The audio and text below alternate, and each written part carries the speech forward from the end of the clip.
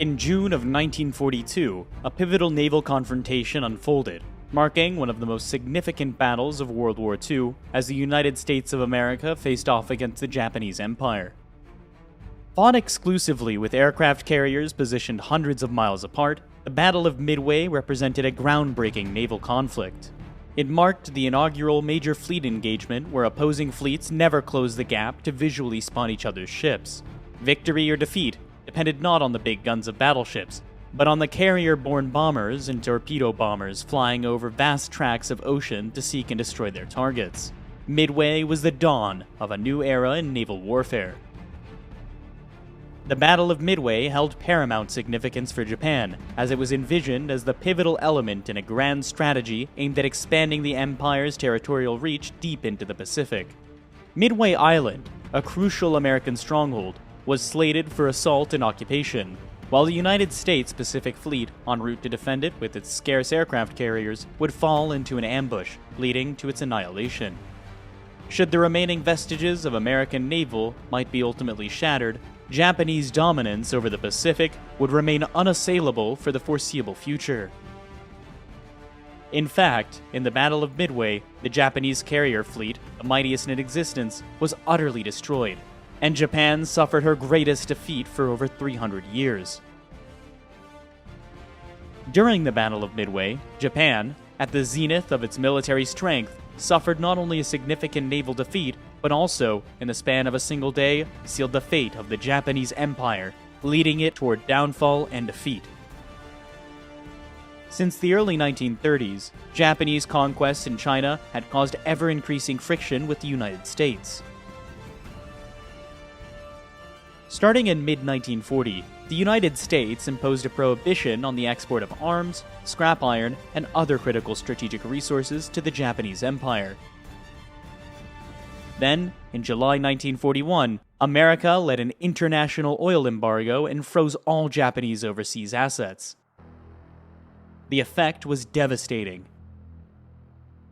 Up to now, 90% of Japan's oil had been imported, and her stockpiles were rapidly dwindling. As time grew scarce, the Japanese leadership made a momentous choice to embark on invasions and conquests of neighboring regions abundant in oil and other essential raw materials.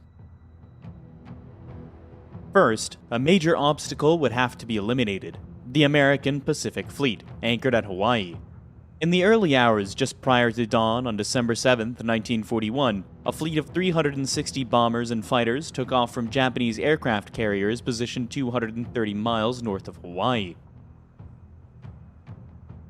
Their target was the 3 carriers and the 8 battleships of the United States Pacific Fleet, based in Pearl Harbor. In the span of just 2 hours, a total of 18 American warships, including 6 battleships, were sent to the depths, while an additional 90 vessels sustained damage from bombs or torpedoes. Almost 200 planes were destroyed on the ground, and over 3,500 U.S. personnel killed or wounded. The Japanese lost only 29 aircraft. It was a stunning victory. Shortly after noon the next day, the United States declared war on the Japanese Empire. Following the devastation of the U.S. Pacific Fleet, the path was cleared for the Japanese campaign of expansion and conquest. In advance of the impending onslaught, garrisons across the region had covertly bolstered their defenses, and thousands of troops had been assembled and readied for action. In the hours following the Pearl Harbor raid, Japanese aircraft launched attacks on American air bases located at Wake Island, Guam, and Luzon in the Philippines. With complete air superiority, the Japanese launched their invasions. Forces in French Indochina, already held by the Japanese, rapidly advanced into Thailand and Burma. Troops from the island of Hainan landed in Malaya. On that very day, an initial raiding force commenced the invasion of the Philippines, swiftly followed by larger-scale landings. Over the next 3 weeks, Wake Island and Hong Kong fell to the Japanese. Borneo and Caleb were invaded and Sumatra was occupied. On February the 19th, Japanese aircraft carriers launched a lightning raid on Port Darwin in northern Australia, sinking 12 merchant ships and eliminating Darwin as a valuable Allied base. Early March saw the climax of the Japanese expansion, the inevitable occupation of Java. In a little over 3 months, Japan had conquered 1/4 of the Pacific Ocean. By securing a stable oil supply and expanding the defensive perimeter around their homeland, Japan had successfully accomplished all of its immediate wartime objectives. Yet in spite of the breathtaking scale of the Japanese victories, there did remain one major threat to the security of her Pacific conquests.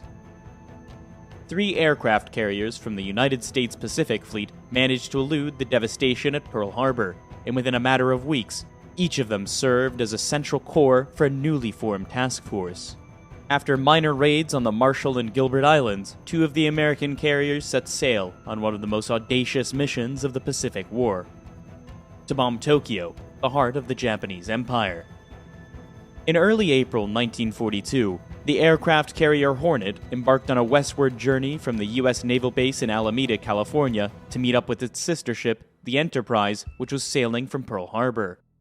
With adept maneuvering to bypass the protective string of Japanese-controlled islands, both the Hornet and the Enterprise managed to penetrate to a point within 825 miles of Japan's coastline.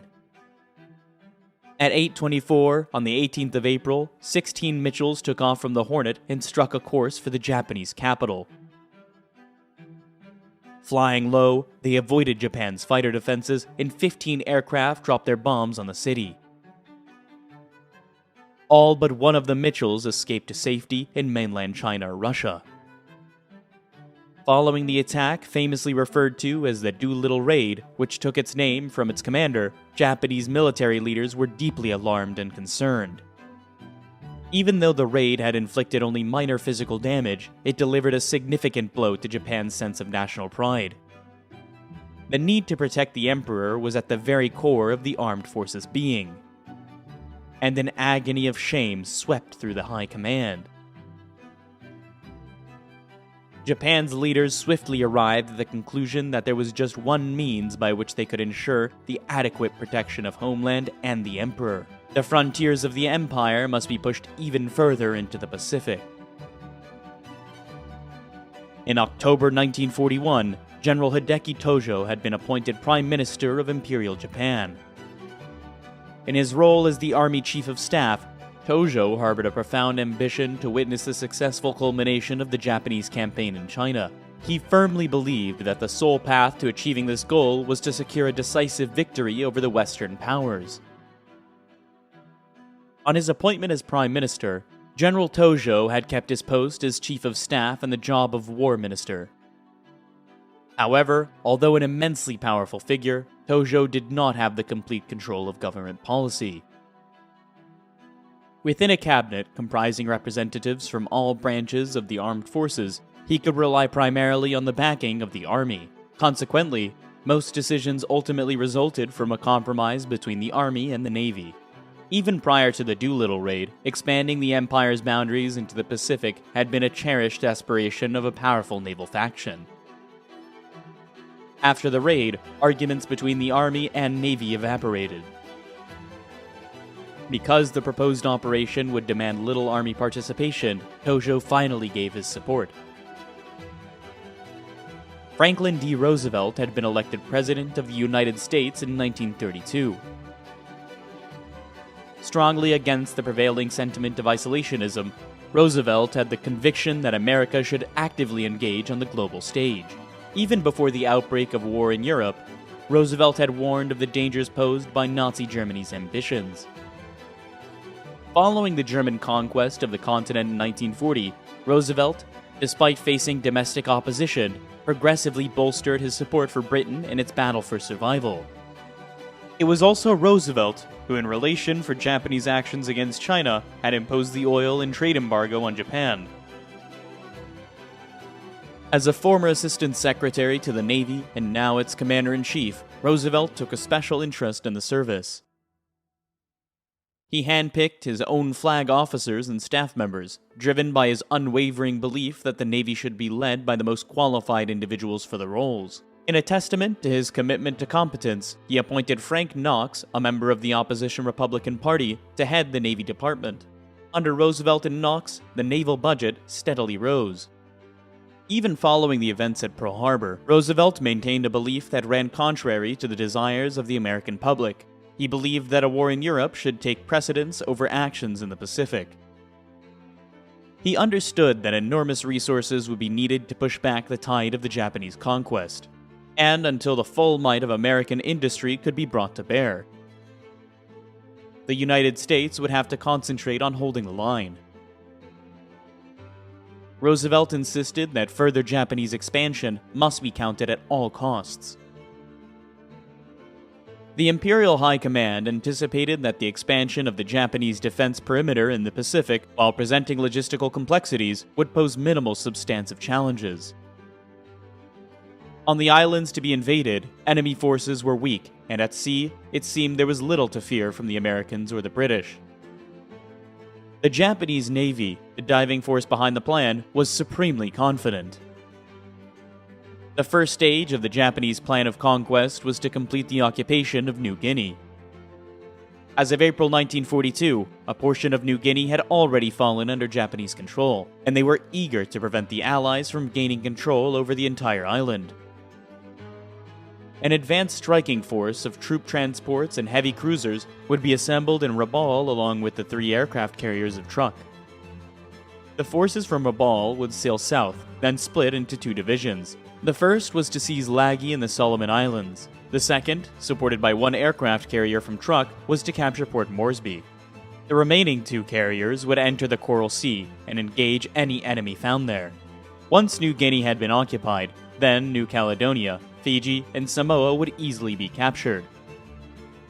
In order to expand the Japanese front in the northern region, 3 islands within the Aleutian chain, Attu, Kiska, and Adak, were slated for conquest. The next stage in the Japanese advance would be the occupation of the American-held island of Midway, 1,136 miles west of Hawaii. Seizing Midway would secure an airstrip for the Empire within a range that could threaten the American naval base at Pearl Harbor. Although the capture of Midway would provide a vital stepping stone in any future action against Hawaii, the operation would also have another equally important objective. It would be used to lure American aircraft carriers out of Pearl Harbor and force them to fight a battle that would end in their destruction. The strategy for capturing Midway and defending the American carrier fleet was a multifaceted and intricate amalgamation of invasion, diversion, reaction, and ambush tactics. The first step in the Midway offensive would be the dispatch of a Japanese submarine fleet to set up to reconnaissance cordons, one 500 miles west of Pearl Harbor and the other between Hawaii and Midway. As the submarines assumed their designated positions, a Midway occupation force, comprising troop ships accompanied by a division of heavy cruisers, would depart from the Marianas and proceed northeast towards Midway. In order to incapacitate Midway's defenses and stage an ambush against the American carrier fleet, a formidable carrier strike force was organized, consisting of 4 aircraft carriers backed by battleships, heavy cruisers, and a robust destroyer screen. The carriers and their support would sortie east through the Bungo Channel. They would be followed by a main force of 6 battleships. In the northern region, a second task force comprising carriers and transports, escorted by cruisers, destroyers, and battleships, would launch an attack on the Aleutian Islands. The Aleutians' operation had a secondary purpose. It would divert the Americans from the impending attack on Midway, tempting them to send the carrier north. In order to intercept any U.S. warships dispatched from Pearl Harbor, the Japanese fleet would be strategically repositioned to lay in wait. To the south, the Japanese carrier strike force would approach within 250 miles of Midway and attack the airfield, hangars, and shoreline installations. The invasion would quickly follow. As the Midway landings were in progress, the carrier strike force and the main force battleships redeployed 500 miles from the island would lie in wait. Upon the departure of the American fleet from Pearl Harbor and their detection by the submarine surveillance perimeter around Hawaii, or the long-range reconnaissance patrols originating from the Marshall Islands, the Japanese carriers would move into engagement. The big guns of the main force battleships would then finish the remnants of American sea power in the Pacific. By the spring of 1942, the Japanese Navy code JN-25 had been partially broken by U.S. naval intelligence. However, the cipher was complex, and many messages still remained difficult to understand. Commander Joseph Rochefort was head of the Naval Communications Intelligence Unit at Pearl Harbor. It was Rochefort who finally succeeded in adding a piece of the cipher jigsaw, vital to the Midway operation. By early May, Rochefort had a strong suspicion that a major attack was being planned for Midway based on partially deciphered Japanese messages. However, obtaining confirmation was challenging, and alternative interpretations remained plausible. The code that the Japanese used to represent the island was unknown, but was supposed to be the letters AF. Rochefort designed a simple ruse, which was given the go-ahead by his superiors, prompting Rochefort to coordinate an urgent request from the island for a freshwater tanker. 2 days later, on the 12th of May, an American listening post picked up a Japanese radio message AF is short of water.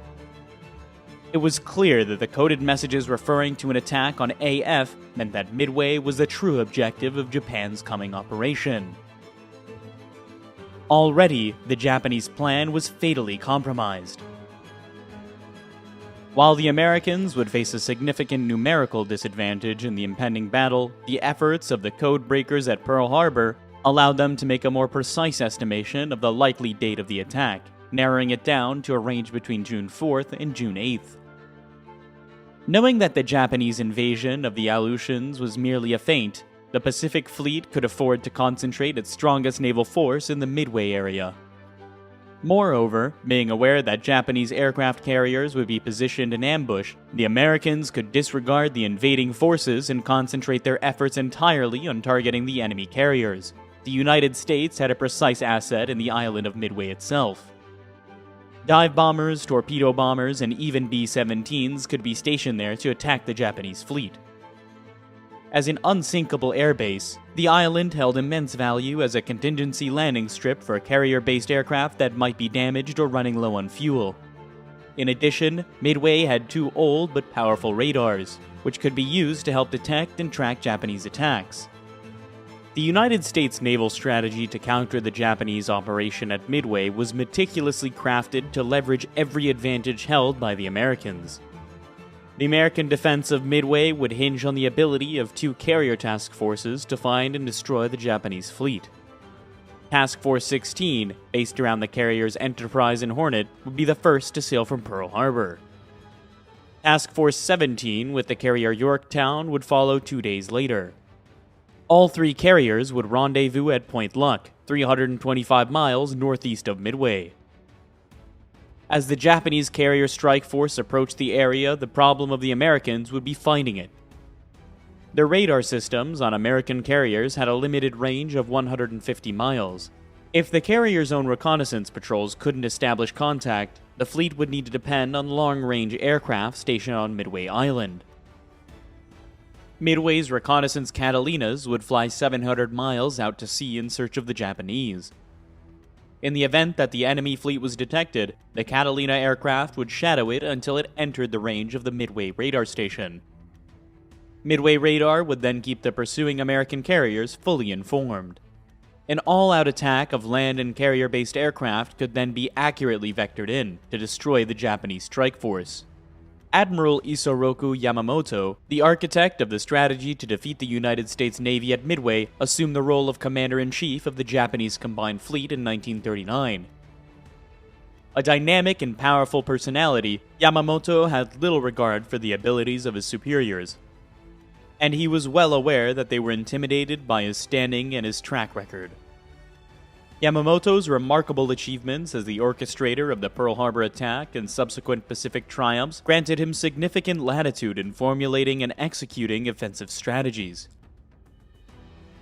Yamamoto's resolve to have his strategies adopted was so unwavering that he often resorted to threatening resignation if his plans were not embraced. In his youth, Yamamoto had studied at Harvard University and, as a graduate, had served in Washington as naval attaché.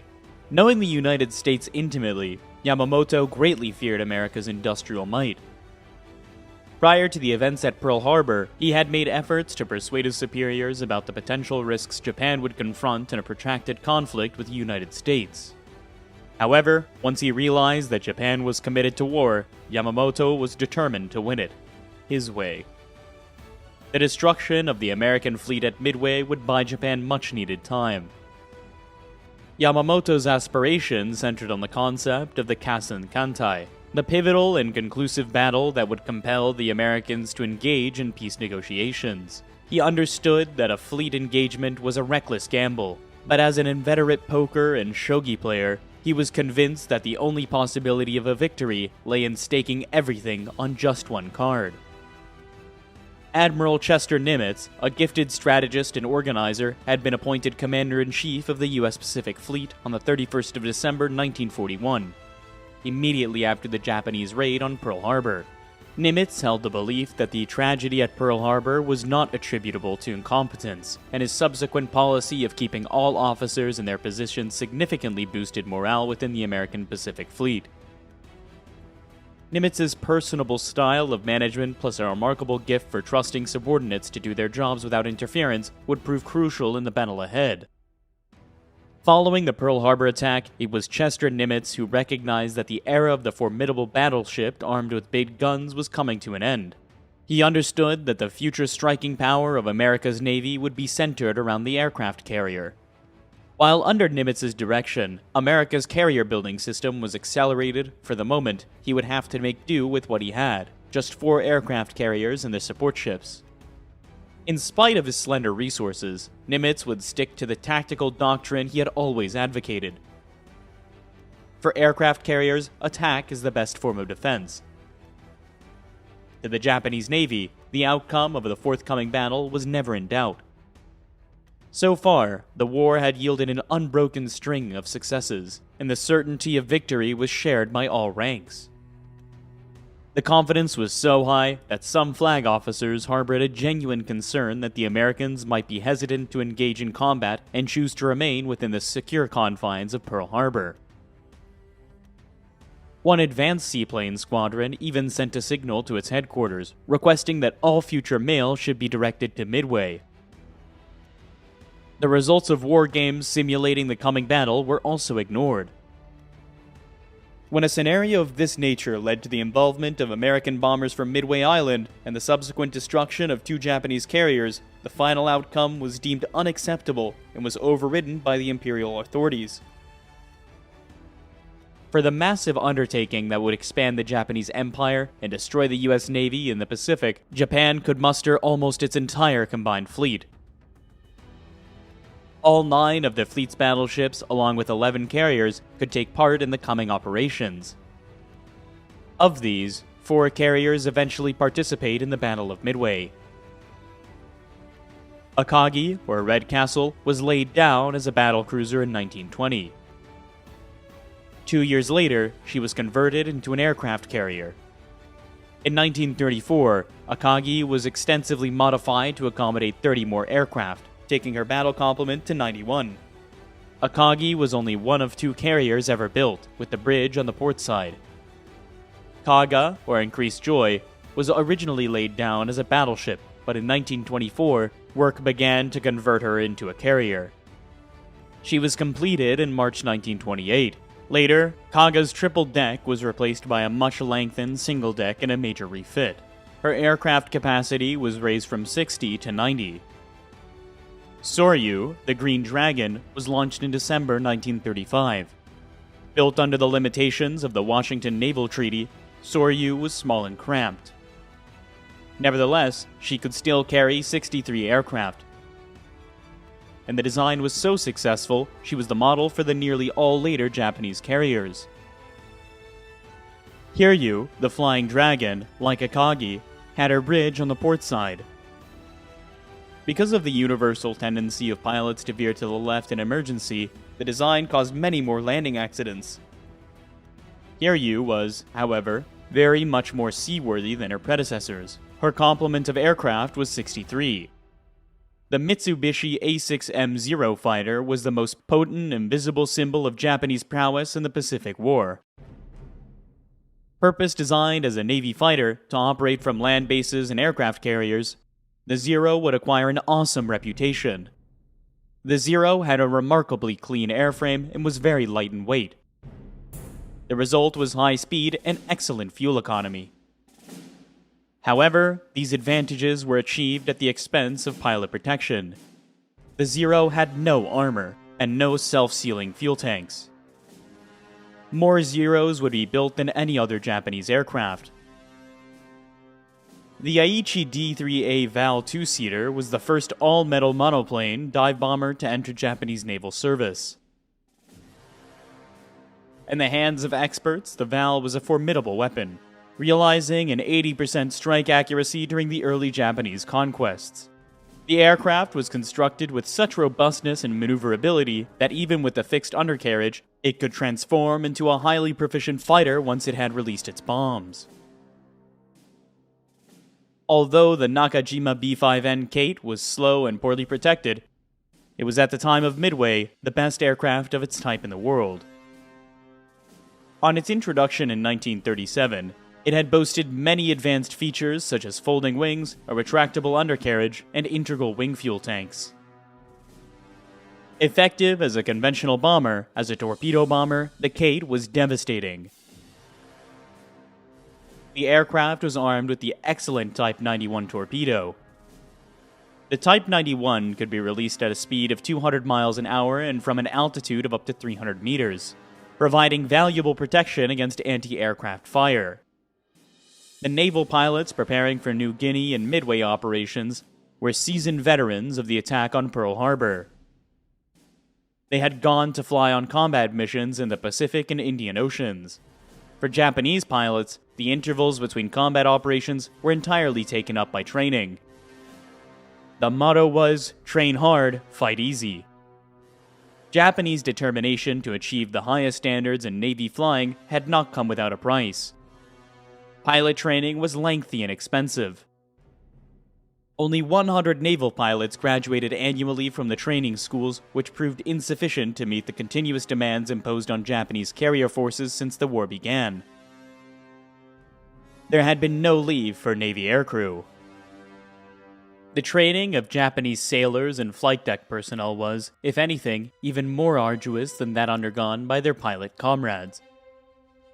These men were conscripts, toughened by rigorous discipline and relentless battle training that ensured that a ship could be swiftly prepared for action stations, and a full strike force could be launched within 5 minutes.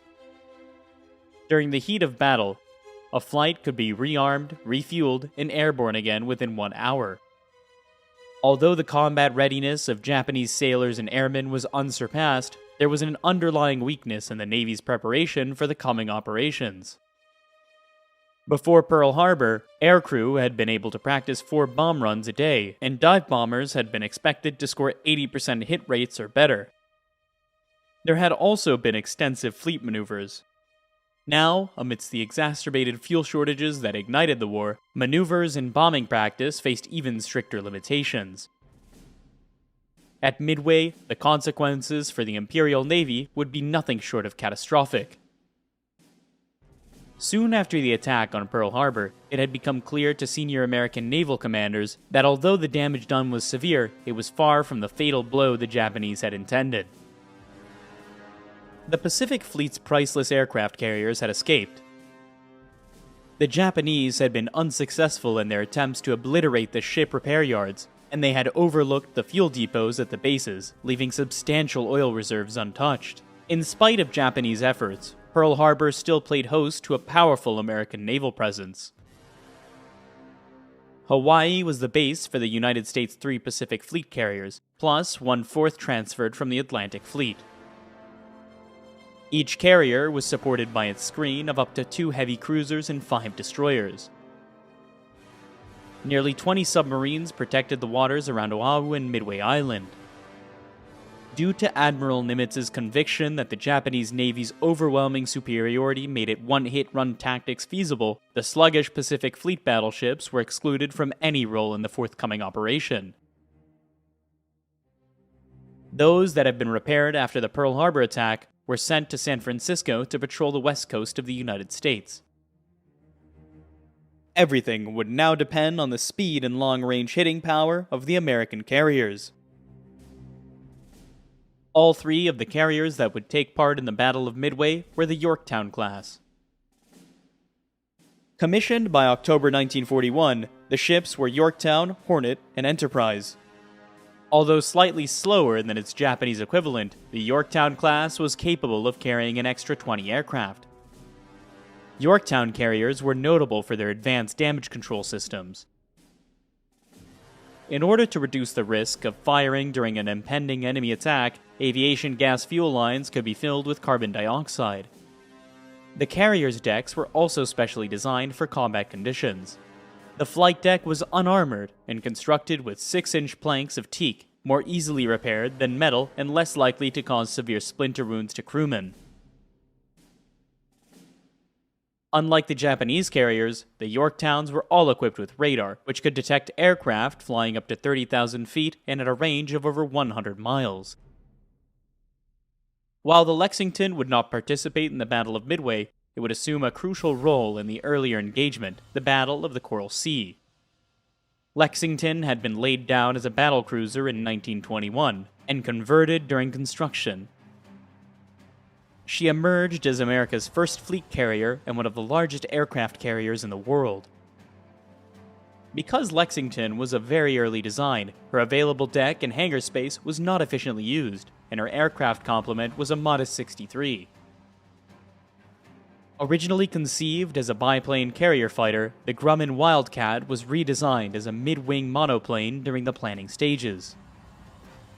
The aircraft entered U.S. Navy service in 1939 and was manufactured first by Grumman and later by General Motors. Powered by a Wright Cyclone 9-cylinder radial engine, the Wildcat was slower than its opposite number, the Zero. Nonetheless, its exceptional maneuverability, formidable 6-gun armament, effective armor, and robust construction meant that the Wildcats could frequently endure battle damage that would be catastrophic for any other fighter. Nearly 8,000 Wildcats would see service in World War II. From its introduction in June 1940, the Douglas Dauntless was one of the most important American combat aircraft of the war. In the first half of 1942, the Dauntless saw more action than any other type. The Dauntless was a dive bomber with heavy armor, a bulletproof windscreen, and self-sealing fuel tanks. It was powered by a 9-cylinder Wright Cyclone radial engine. Because of its great stability in flight, the aircraft was known affectionately to its pilots as the Barge. When it first entered service with the U.S. Navy, the Dauntless was the best carrier-based dive bomber in the world.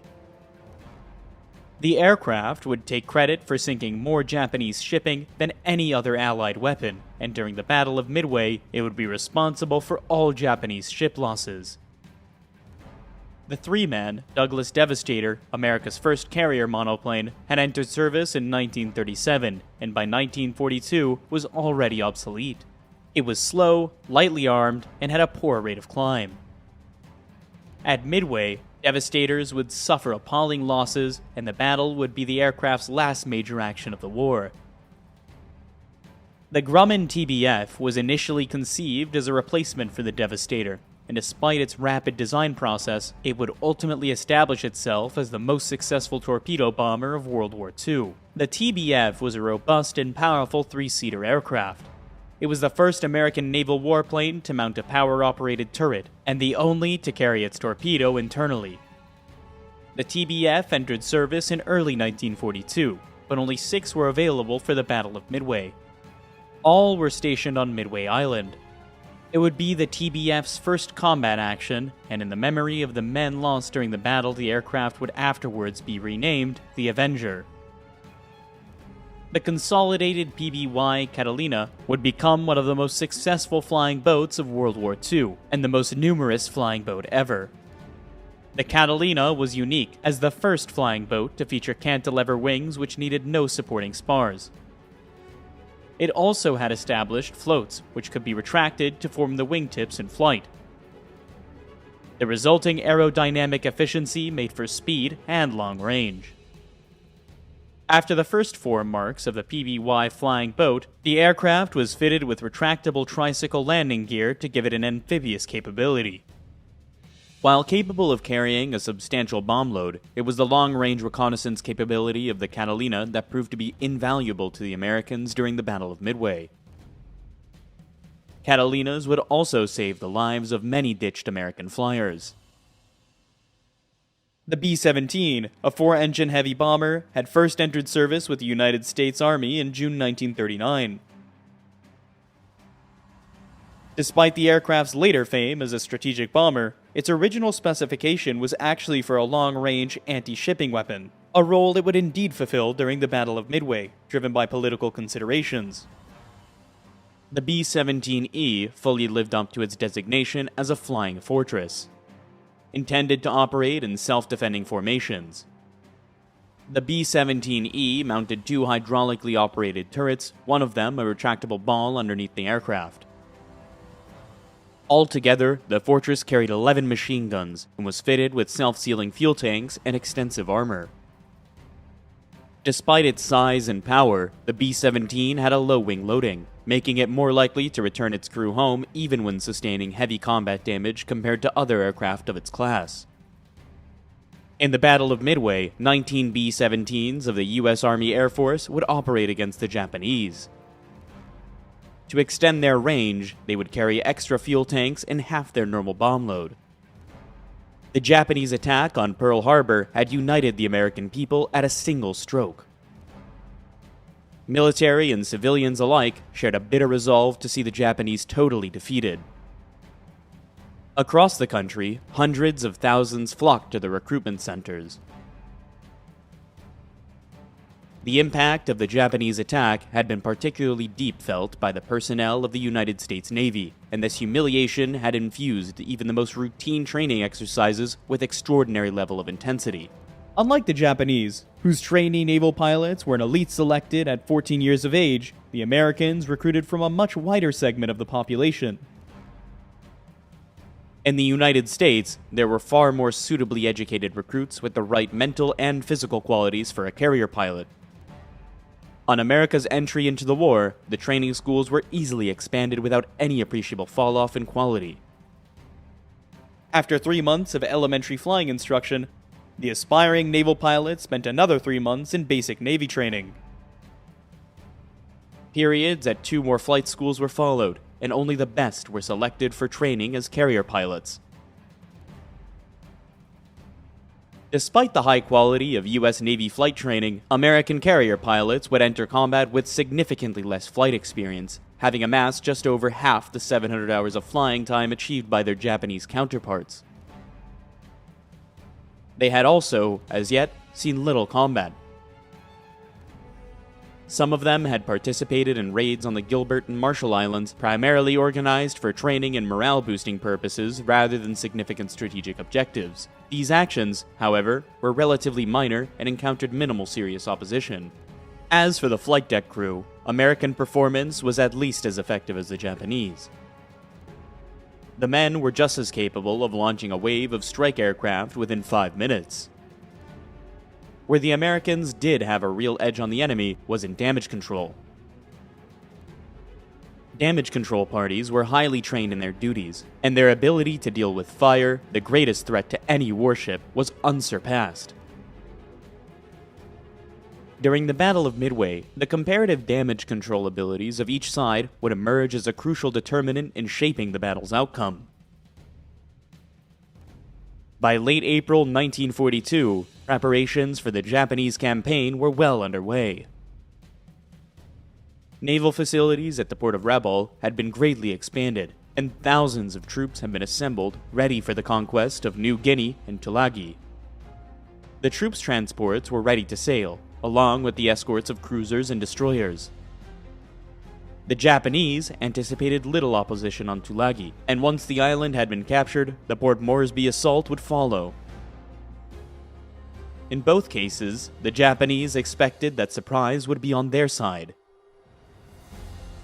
As the 3 Japanese aircraft carriers, which had gathered for their mission, readied themselves to carry out their jobs, one to escort the Port Moresby invasion force, and the other two to assume positions in the Coral Sea. The Americans acted decisively. A task force based around the carriers Yorktown and Lexington was sent racing to intercept the Japanese. On May the 1st, south of the Solomon Islands, the carriers rendezvoused with a powerful force of Australian cruisers. The stage was now set for the Battle of the Coral Sea, marking the initial engagement in an epic confrontation that would ultimately alter the course of the Pacific War. The capture of the island of Tulagi on May 3, 1942 was, as the Japanese expected, simply a matter of dropping anchor and disembarking the troops. Tulagi's tiny garrison of Australians had already been evacuated. The first blow in Japan's great campaign of expansion had apparently gone strictly to plan. Unbeknownst to the Japanese, the American carrier Yorktown, with Admiral Fletcher aboard, had received intelligence regarding the deployments in Tulagi and was already underway, heading north. At 7 a.m. on the morning after the Tulagi landings, Yorktown struck. 40 of Fletcher's aircraft were launched against the Japanese fleet and the occupation force. In little over an hour, the American bombers and torpedo bombers had sunk or damaged the destroyer, 3 minesweepers, a number of landing craft, and several seaplanes. For the Japanese, it was the first unsettling evidence that American carriers lurked in the area. On already the second day of operations, events were already taking an ominous turn. By the following day, Yorktown and her escorts had already to rendezvous with Lexington. The two escort groups now merged to form a single screen around the carriers. They had joined forces only just in time. The Japanese carriers Chokaku and Zuikaku had entered the Coral Sea, and the two fleets were now just 70 miles apart. On the morning of May the 7th, the American carrier task force with Lexington and Yorktown was cruising on a northwesterly course. The Japanese carriers Shokaku and Zuikaku were sailing on parallel course. Each fleet was unaware of the other's presence. American scout planes sent to the northeast failed to find the Japanese carriers, but as soon as they heard, the Americans launched a strike force of 93 aircraft. In fact, the ships sided with the cruisers and destroyers of the New Guinea invasion force, but soon after, the Shoho was spotted only 25 miles away, and the attack was redirected. Shoho was hit by 13 bombs and 7 torpedoes. She sank within minutes. For the Imperial Navy, the loss of Shoho was deeply traumatic. So shocked were the Japanese commanders that the invasion of Port Moresby was immediately cancelled and the troop ships returned back to Rabaul. On the American side, there was jubilation. A pilot's radio report of the Shoho sinking, Scratch 1 flat top, would become one of the most famous signals of the Pacific War. After the sinking of the Shoho, Admiral Fletcher did not immediately launch another strike against the Japanese invasion fleet. To attack the carriers Shokaku and Zuikaku was his main objective, and in any case, the Japanese might themselves attack, and he would need his air defense at full strength. As the day advanced, a weather front closed in on the Japanese carriers. Nevertheless, the strike force commander, Admiral Tagaki, was determined to destroy the Americans before they could inflict yet more damage on the retreating Japanese invasion fleet. Choosing his best night flyers, Tagaki launched his attack in the late afternoon. The aircraft would have to return and land in darkness. The Japanese raiders, in spite of the poor weather, passed close to the American carrier group. The Americans, with the benefit of radar, easily detected the enemy formations and vectored their fighters to intercept. In a series of vicious dogfights, 10 Japanese aircraft were shot down. 11 more would crash after the mission, trying to land in darkness. For the Japanese, the raid was a fiasco. In the aftermath of this first carrier clash between the Imperial Navy and the U.S. Pacific Fleet, both sides considered attacking by night with their cruisers and destroyers. Both finally rejected the idea, fearing the absence of their protective screens. Instead, they withdrew, postponing the main action for another day. On the morning of May the 8th, the American and Japanese fleets were more than 100 miles apart. The Japanese had the benefit of low cloud cover, while the Americans were exposed under the clear blue skies. At 0600, both sides launched their reconnaissance aircraft, and within 2 hours, each fleet had discovered the other. On the American side, Yorktown and Lexington launched 70 bombers and torpedo bombers and 6 fighters.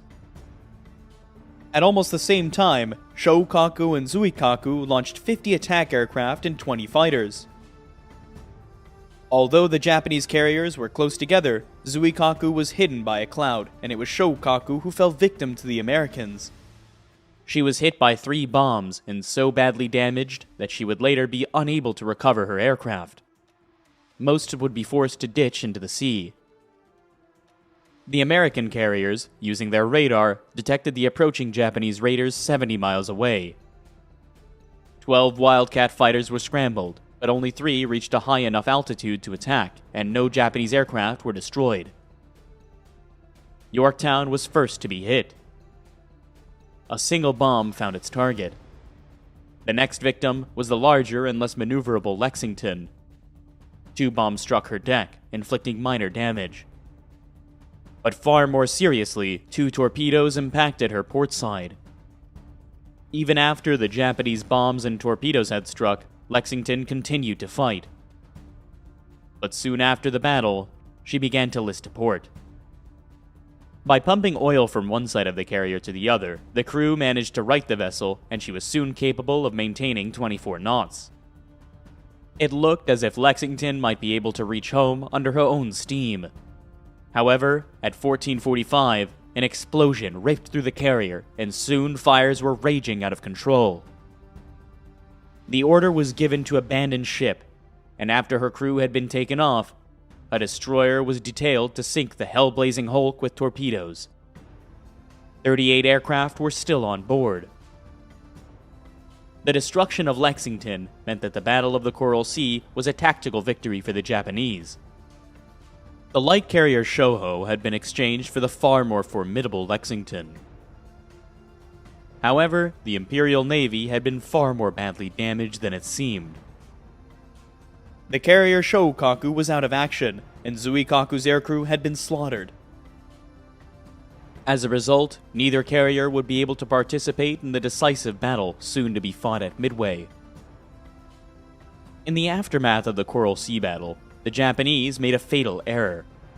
They knew they had sunk the Lexington, but they also believed that Yorktown had been smashed beyond repair. Even with 2 of their own heavy carriers out of action and the loss of the Shoho, they were certain that the balance was still in their favor. The remaining Japanese carriers, supported by battleships and heavy cruisers, would still have more than enough firepower to send the American Pacific Fleet to the bottom of the ocean. The Japanese main force for the Battle of Midway was based in Hashirajima in Japan.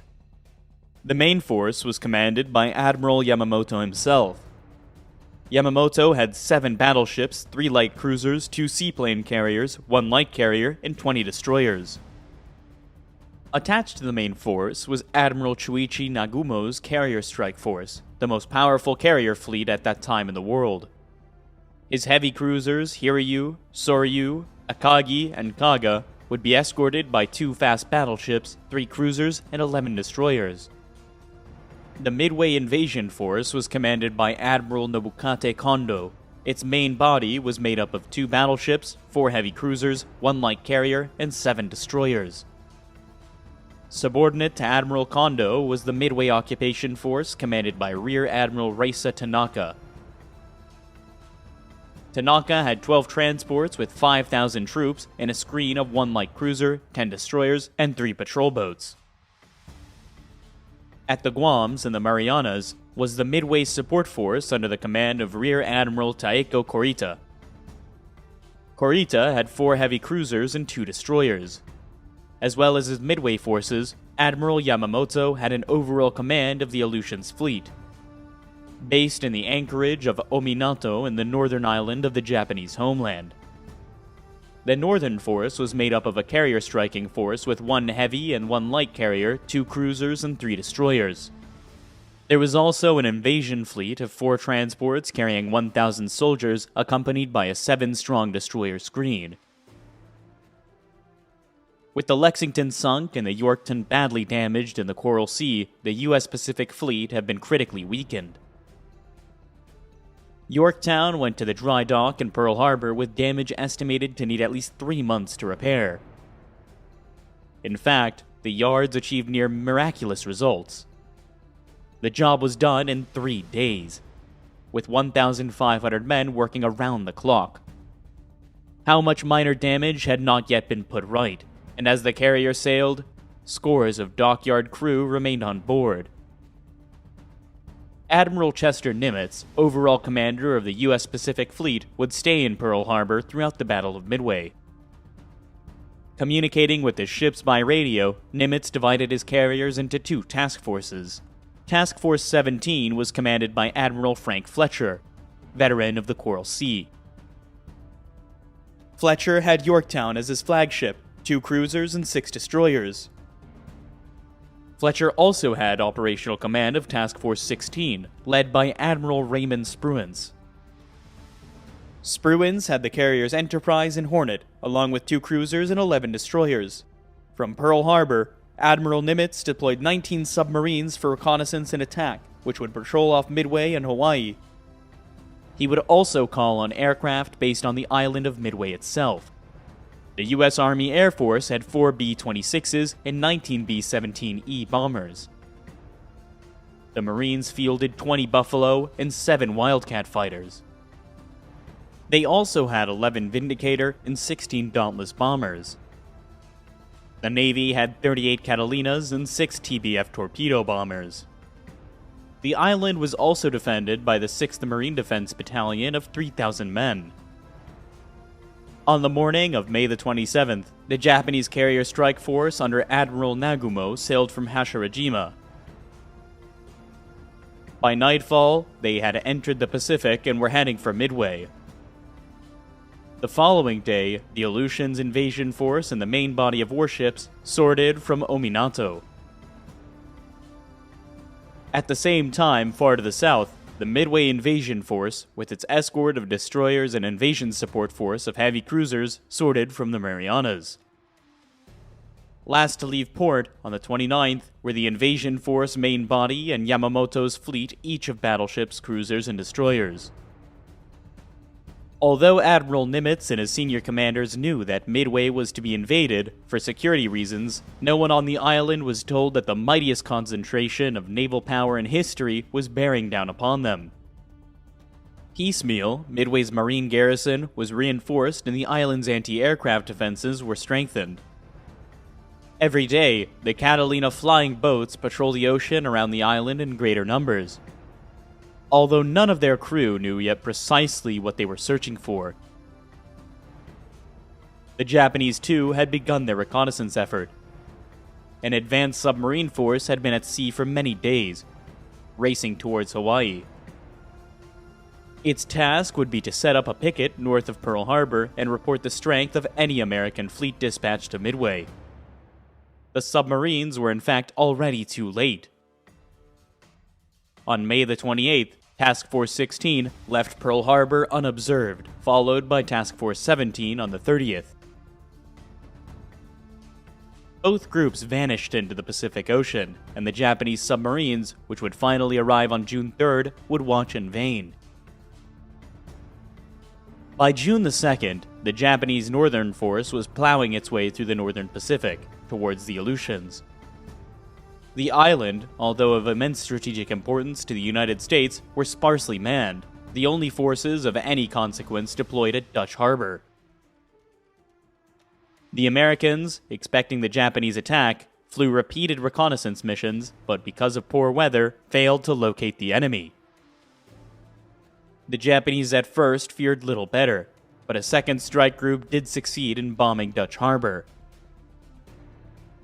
Over the following days, troops from the Special Naval Landing Force occupied Kiska and Attu. Although the Aleutians operation was in tactical terms a complete success, and the Japanese occupation of the islands would be a thorn in the American side for some time to come, The primary objective of the invasion had failed.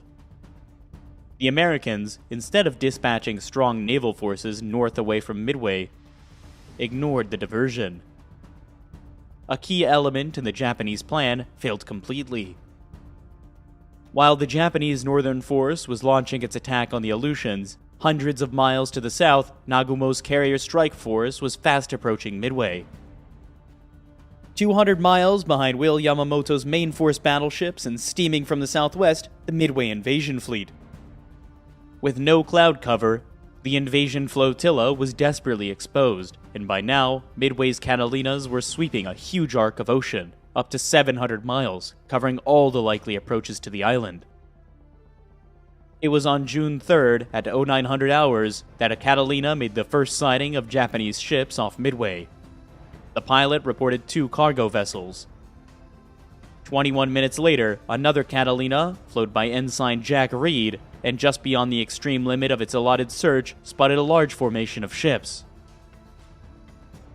The message dispatched to Midway read, "Sighted main body," and a few minutes later gave its bearing and range. Although the distance, 700 miles, was within the capabilities of Midway's B-17 bombers, which already had their extra fuel tanks fitted and were armed and waiting, Midway's commanders were unwilling to commit their forces without more information. It would be another 2 hours of steadily mounting tension before a radio message confirmed the sighting of a large body of Japanese warships. Meanwhile, reports of the sighting were passed on to the American carriers. The 2 American carrier task forces were waiting 325 miles to the northeast of Midway. The Catalina's report placed the Japanese main body to the southwest. However, Nimitz was confident of his intelligence sources and certain that the ships were only the Japanese invasion force. Nimitz signaled his commanders, "The carrier strike force will hit from the northwest, tomorrow." Fletcher ordered the Enterprise and Hornet to change course, and both task forces headed south to lie in wait. With the sighting of the Japanese invasion fleet confirmed, Midway's B-17s were finally given the order to attack. At 12:25 hours, 9 bombers lumbered down the island's runway to launch the first attack of the Battle of Midway. It would take over 4 hours for the B-17s to reach the enemy fleet and begin their high-level runs. Because of their extra fuel tanks, the fortresses were carrying only 36 500-pound bombs between them. None struck home. From altitude, the effects were hard to judge, and the crews reported hits on 6 vessels, including 2 battleships. In the aftermath, the U.S. Army Air Force would claim a major victory for land-based high-level bombers. Throughout the night of June the 3rd, the atmosphere on Midway was tense, but confident. The reports of B-17 crews were encouraging. Everyone believed that at least some damage had been done to the Japanese fleet. During the night, a Catalina torpedo attack on the invasion transports did succeed in hitting 1 Japanese oiler. Insignificant in real terms, but heartening for the waiting Marines. At first light, Midway's Catalinas were once more dispatched on their reconnaissance patrols. Because a Japanese raid on the airfield was almost certain, the B-17s were ordered to take off once more to prevent them from being caught on the ground. As the Japanese carrier strike force steamed at 24 knots on its final run into Midway, sailors and air crew prepared themselves for the ordeal ahead, with traditional toasts and worship at the Shinto shrine on board every Japanese warship. All were keenly aware that they were about to strike the first major blow in a battle on which depended not only on their own lives, but the future of the Japanese Empire. At 0430 hours, Admiral Nagumo turned his carriers into the wind and launched his first strike wave, 108 aircraft in all. The rest, including his most experienced aircrew, were held in reserve in case any American warships were discovered. Nagumo believed the possibility extremely remote, so only after his first wave had been sent to Midway did he order the reconnaissance aircraft to begin their search on the surrounding ocean. The search, mounted by the Japanese carrier strike force, was conducted by only 7 aircraft from 5 ships. Akagi and Kaga each launched 1 Val at 0430 hours. Both aircraft were to search 300 miles out and could cover an area 60 miles wide. At the same time, the battleship Haruna launched one float plane with a range of 150 miles. The cruisers, Tone and Chikuma, were each dispatched 2 float planes. But technical problems delayed Tone's aircraft for up to half an hour, and one of Chikuma's developed engine trouble and would have to turn back. The search was dangerously incomplete. As the Japanese scouted for American carriers, the Catalinas were in their turn looking for the Japanese. At 0530 hours, a single enemy carrier was sighted. On Midway Island and on the ships of the American task forces, the effect was electrifying. The Japanese were exactly where Admiral Nimitz had expected them to be. Shortly after the first sighting, one more vital piece of information was received from the Catalinas. A wave of strike aircraft was approaching the island.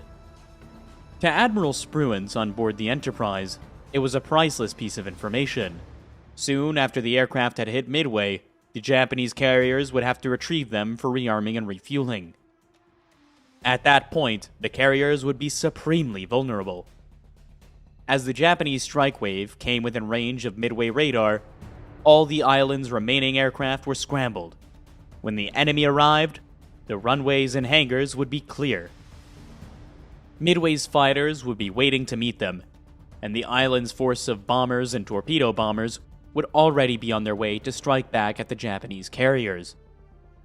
In spite of the valiant efforts of Midway's mostly obsolete fighters, the Japanese bombers and dive bombers broke through without having lost a single aircraft. However, as soon as the lead attackers came within range of the island's anti-aircraft guns, they were met by a hail of fire. Finding no American planes on the ground, the bombers attacked and destroyed Midway's oil tanks on Sand Island. At the same time, the dive bombers targeted the airfield and hangars on Eastern Island and destroyed virtually every building in sight. With 15 of Midway's defending fighters already shot down, the Japanese fighters were now free to strafe ground targets. They too met a murderous hail of anti-aircraft fire. In all, 6 Japanese aircraft would fall to Midway's guns. When the Japanese headed back to their carriers at 0643, it was already apparent to the strike leader that although they left behind a trail of destruction, they had not succeeded in their primary objective. By radio, he reported that most of Midway's aircraft had escaped, and the island's runways remained largely intact. Midway's bombers were still a serious threat to the Japanese fleet. Even before the strike wave had returned to its carriers, Admiral Nagumo was ordering a second attack on the island.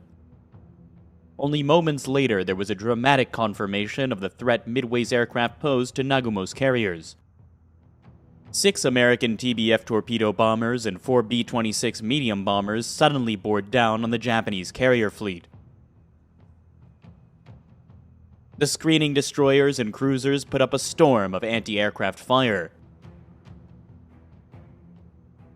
At the same time, 10 Zero fighters of Akagi's Combat Air Patrol swooped in to attack. The TBFs did succeed in launching at Akagi, but violent maneuvering saved the Japanese carrier. Savaged by the Zeros and by furious anti-aircraft fire, only 1 TBF and 2 B-26s survived the raid. At almost the same time as the Japanese fleet was beating off the first wave of attackers from Midway, the American task forces were preparing to launch their own strike waves. Reconnaissance had now confirmed that there were not 1, but 2 enemy carriers in the area. Such a target was simply too good a chance to miss. The latest reconnaissance placed the 2 Japanese carriers over 200 miles from the Americans.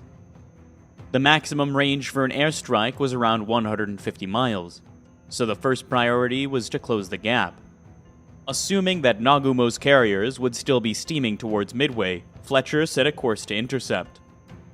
Only Spurance's Task Force 16 with Enterprise and Hornet was to be sent. Task Force 17 with Yorktown would wait to recover her scout planes and follow later. If the Americans were to catch the Japanese as they rearmed aircraft returning from the attack on Midway, they would have to launch their first strike wave around 0700 hours.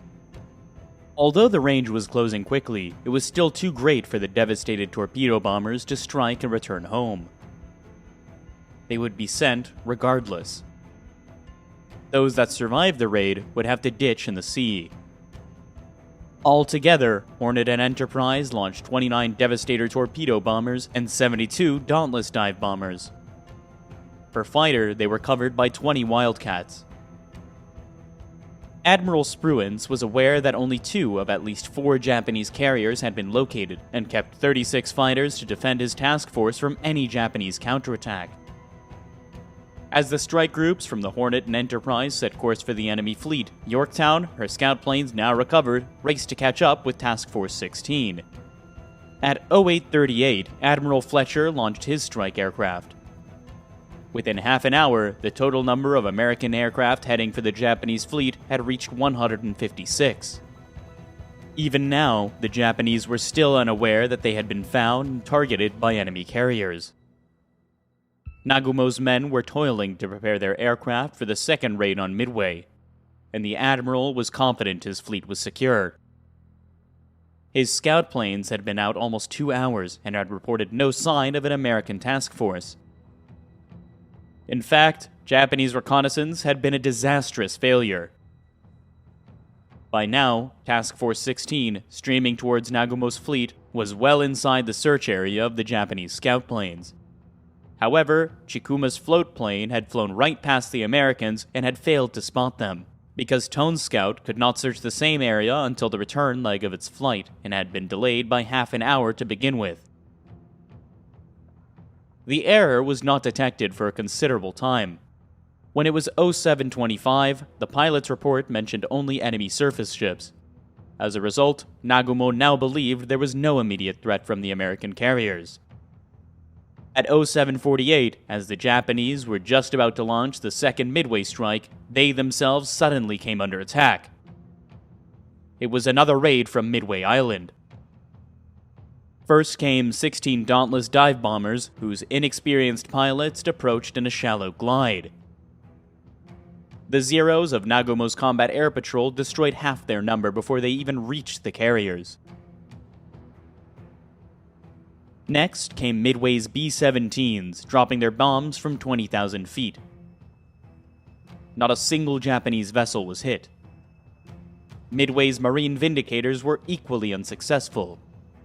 As the American raiders headed home and Nagumo once more turned into the wind to launch his second wave against Midway, dramatic news was reported by a scout plane. The pilot had spotted a carrier. For Nagumo, the revelation could not have come at a worse moment. While the Japanese second wave was preparing to launch, Nagumo's first wave just returned from Midway was cycling, waiting to land, also waiting to refuel and rearmed with the fleet's Zero fighters, which had been in action protecting the carriers. If Nagumo were to launch his second wave against the reported enemy carrier, they would have to go without fighter cover. Nagumo decided to wait.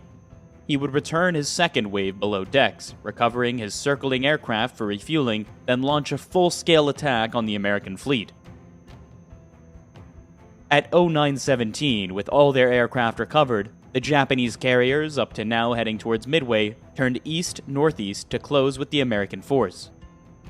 Nagumo's strike force would be ready to launch at 10:30 hours. As the Japanese surged ahead at 30 knots, the decks of Nagumo's carriers were chaotic. Flight crews struggled frantically to refuel and rearm their aircraft. Bombs and torpedoes lay everywhere, and there was no time to follow safety procedures. And unknown to the Japanese, who had no radar, the first American torpedo bombers were only 3 minutes away. The American air group from Task Force 16 that followed a course based on the assumption that the Japanese fleet had carried on sailing towards Midway. Instead, Nagumo had changed course. As a result, most of the dive bombers and fighters from Hornet, 45 aircraft in all, failed to find the enemy. A second group of Hornet's aircraft had also at first missed Nagumo's fleet, but had then turned north and within minutes had found the Japanese carriers. The first target for Hornet's torpedo bombers was Akagi. As the squadron swept in at low level, the Zeros pounced. The few Americans that survived were torn apart by the fleet's anti-aircraft fire. Not one torpedo bomber and only one pilot survived. Within minutes of the first raid, torpedo bombers from Enterprise and Yorktown began their attack. Once again, the American pilots were slaughtered and no enemy ships were hit. Only 6 raiders survived. With the torpedo attacks beaten off and his fleet still fully unscathed, Nagumo was at last ready to send his waiting strike aircraft against the American carriers. Just as the launch signal was about to be given, American dive bombers, which had been lurking high in the clouds, pounced on the carriers. The first victim was Kaga. The time was around 10:20 hours. The first bomb to strike Kaga landed on the rear of her flight deck, squarely amongst aircraft, armed and waiting to take off. 2 more hit near her forward elevator. Another exploded in the hangar below, igniting fuel and detonating bombs. Kaga was left a raging inferno within minutes, and almost everyone on her bridge was killed. As Kaga burned, Akagi was launching its first Zero fighter for the attack that was supposed to smash the American fleet. At that moment, 3 dauntless dive bombers struck. The first hit on Akagi landed near her midships lift and exploded in the hangar. The next fell amongst the parked aircraft on her deck. Fuel and bombs ignited immediately, killing the elite of the Japanese air fleet in their cockpits. Within minutes, the fire had spread forward, and Admiral Nagumo's flagship was doomed. The next victim of the American dive bombers was Soryu. Just after 10:25, 3 bombs smashed into the carrier's flight deck. The first bomb fell between Soryu's second and third lifts. The next landed in front of the forward lift and penetrated to the hangar, detonating bombs, torpedoes, and fuel. The third struck on the rear deck, completely destroying a waiting strike wave. In the space of 5 minutes, the mightiest carrier fleet in existence had been shattered. Admiral Nagumo, his flagship blazing, was forced to transfer his flag to a cruiser. Of his once magnificent carrier force, only Hiryu was left, and immediately the order was given to launch her strike aircraft. There was still some hope, but even now, a devastating blow could be visited on the American enemy. The first wave of Hiryu's strike force was made up of 18 Val dive bombers and 6 Zero fighters. The target was Task Force 17 and the carrier Yorktown. Shortly before noon, the Vals were detected by Yorktown's radar. Already, 12 Wildcat fighters were in the air covering the carrier, and another 15 were on the deck refueling. These were ordered to launch at once. At the same time, Yorktown's aviation gas lines were shut down and her fire suppression system was activated. The Japanese strike wave, approaching at 10,000 feet, ran straight into Yorktown's fighter defenses. 10 were shot down by the Wildcats. The 14 survivors headed straight for the American carrier. 5 Vals survived the gauntlet of Wildcats and the hail of fire put up by Yorktown and her escorts. 3 bombs plunged into Fletcher's flagship. The first bomb struck Yorktown's flight deck and exploded.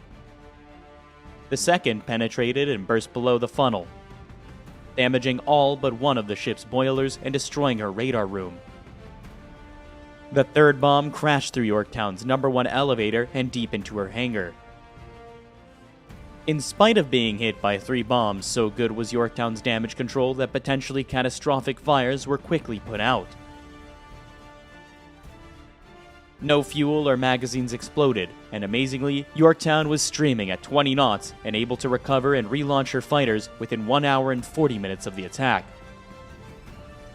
By now, the surviving Japanese carrier Hiryu had launched her second wave. A scratch force of 10 Kate torpedo bombers and 6 Zero fighters. Once again, American Wildcats savaged the raiders, but 9 torpedo bombers survived and swept into the attack. Because Yorktown was no longer belching smoke, she was mistaken for one of the unscathed sister ships. Although 5 more Kates were destroyed by anti-aircraft fire, 4 launched their torpedoes. Yorktown was hit twice on the port side, and one of the raiders deliberately crashed onto her deck. Within seconds of the strike, Yorktown was racked by explosions and began to list to port. At 1500 hours, the order was given to abandon ship.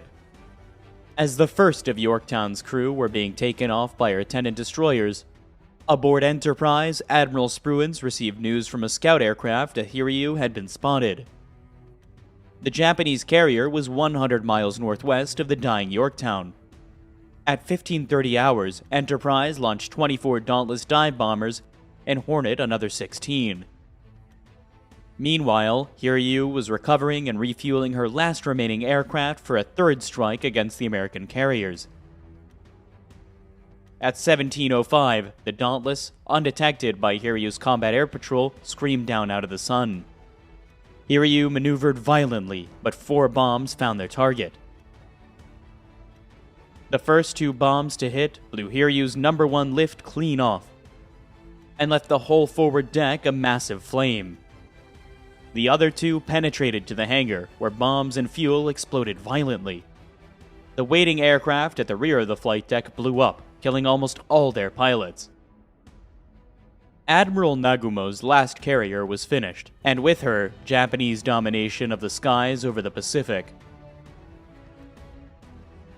When Admiral Yamamoto learned of the catastrophe that had befallen his fleet, he did not at once abandon all hope. Perhaps with the awesome firepower of his battleships and cruisers, he could yet destroy the Americans in a night battle. Yamamoto was clutching at straws.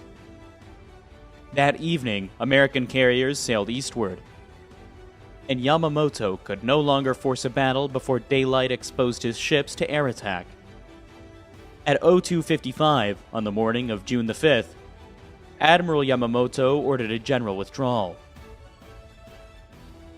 On the morning of June the 6th, strike waves from the Enterprise and Hornet added to the American tally of 4 Japanese carriers by sinking 1 cruiser and damaging another. With them, the number of Japanese dead rose to 3,500 men. On the American side, the cost of victory was the carrier Yorktown, finally sunk by torpedoes from a prowling Japanese submarine, and the destroyer Hammond that had been lying alongside. In all, 307 aircrew, sailors, and Marines had died. For the United States, the Battle of Midway would prove the turning point in the fight against Japan. Unable to replace her losses in carriers and aircrew, the Japanese Empire would never again be capable of taking the initiative. Japan had not only suffered the greatest defeat in her history, but had, in a single day, lost the Pacific War.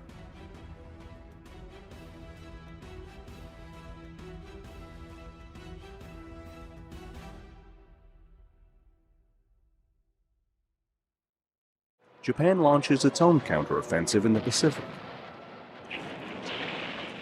Theirs is unlike anything America has seen before. Japanese aircraft head straight towards U.S. destroyers, battleships, and aircraft carriers, flown by men prepared to sacrifice their own lives. It is known as Kamikaze, where pilots turn their planes into missiles. Suicide missions intended to cripple the American war machine as they inch closer towards the heart of Japan. These pilots follow the rule of divine wind. Loyal to the Emperor and their homeland, they are willing to die for both. Their weapons are their bodies. Their targets are American ships, pilots, and sailors. This is a story from 2 different perspectives. From the men willing to die for their country, and from the men determined to stop them.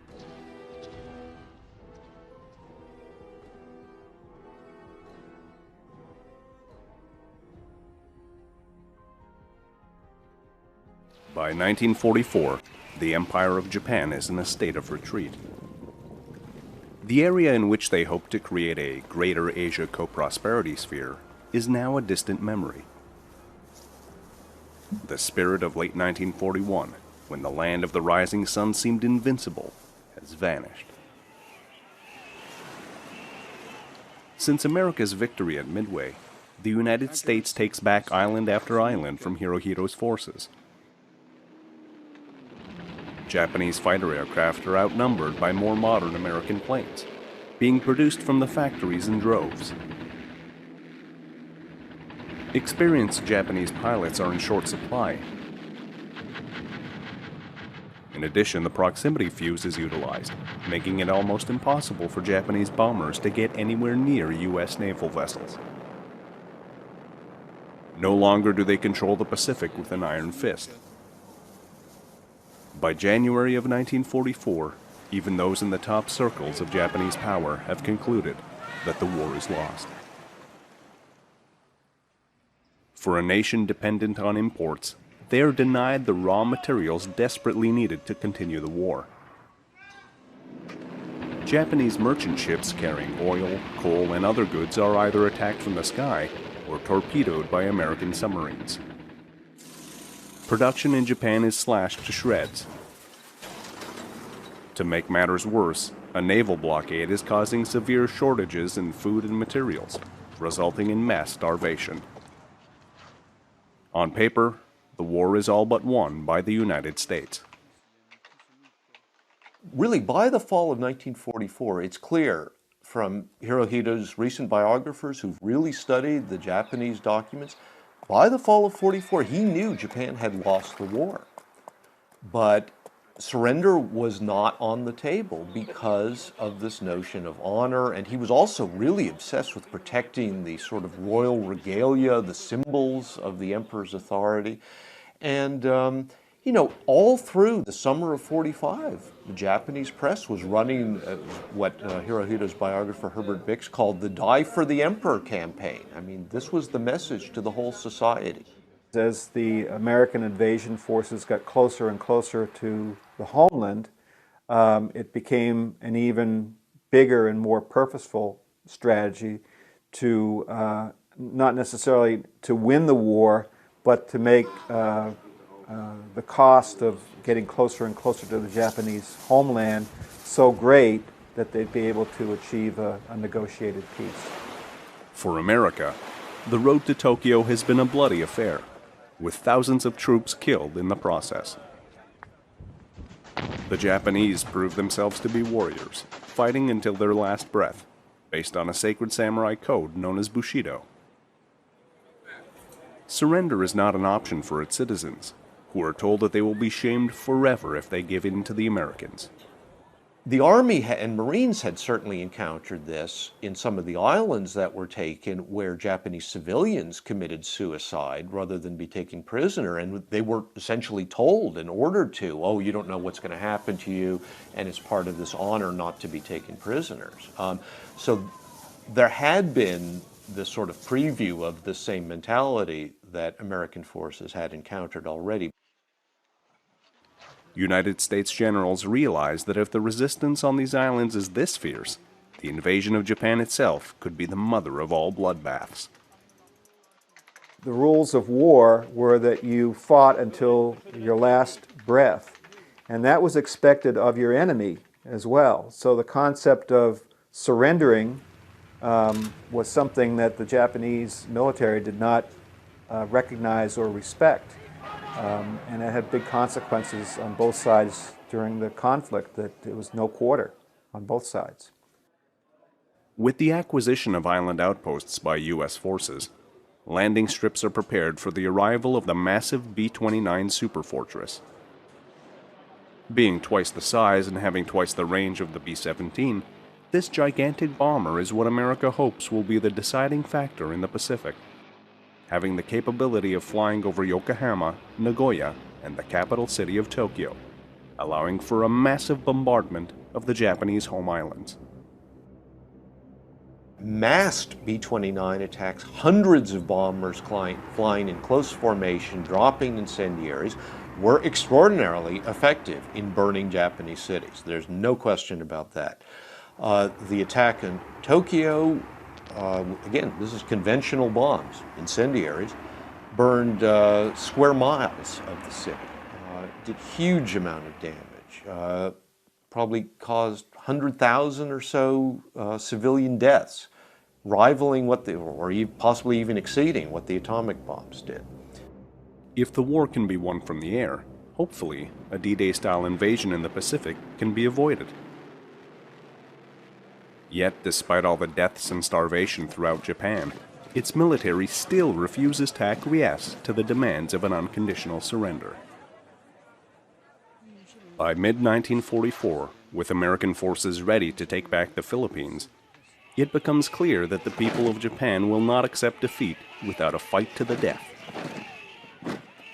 Their loyalty is to Emperor Hirohito, and the idea of foreigners occupying the homeland is a concept completely alien to them. They would rather die than surrender to America.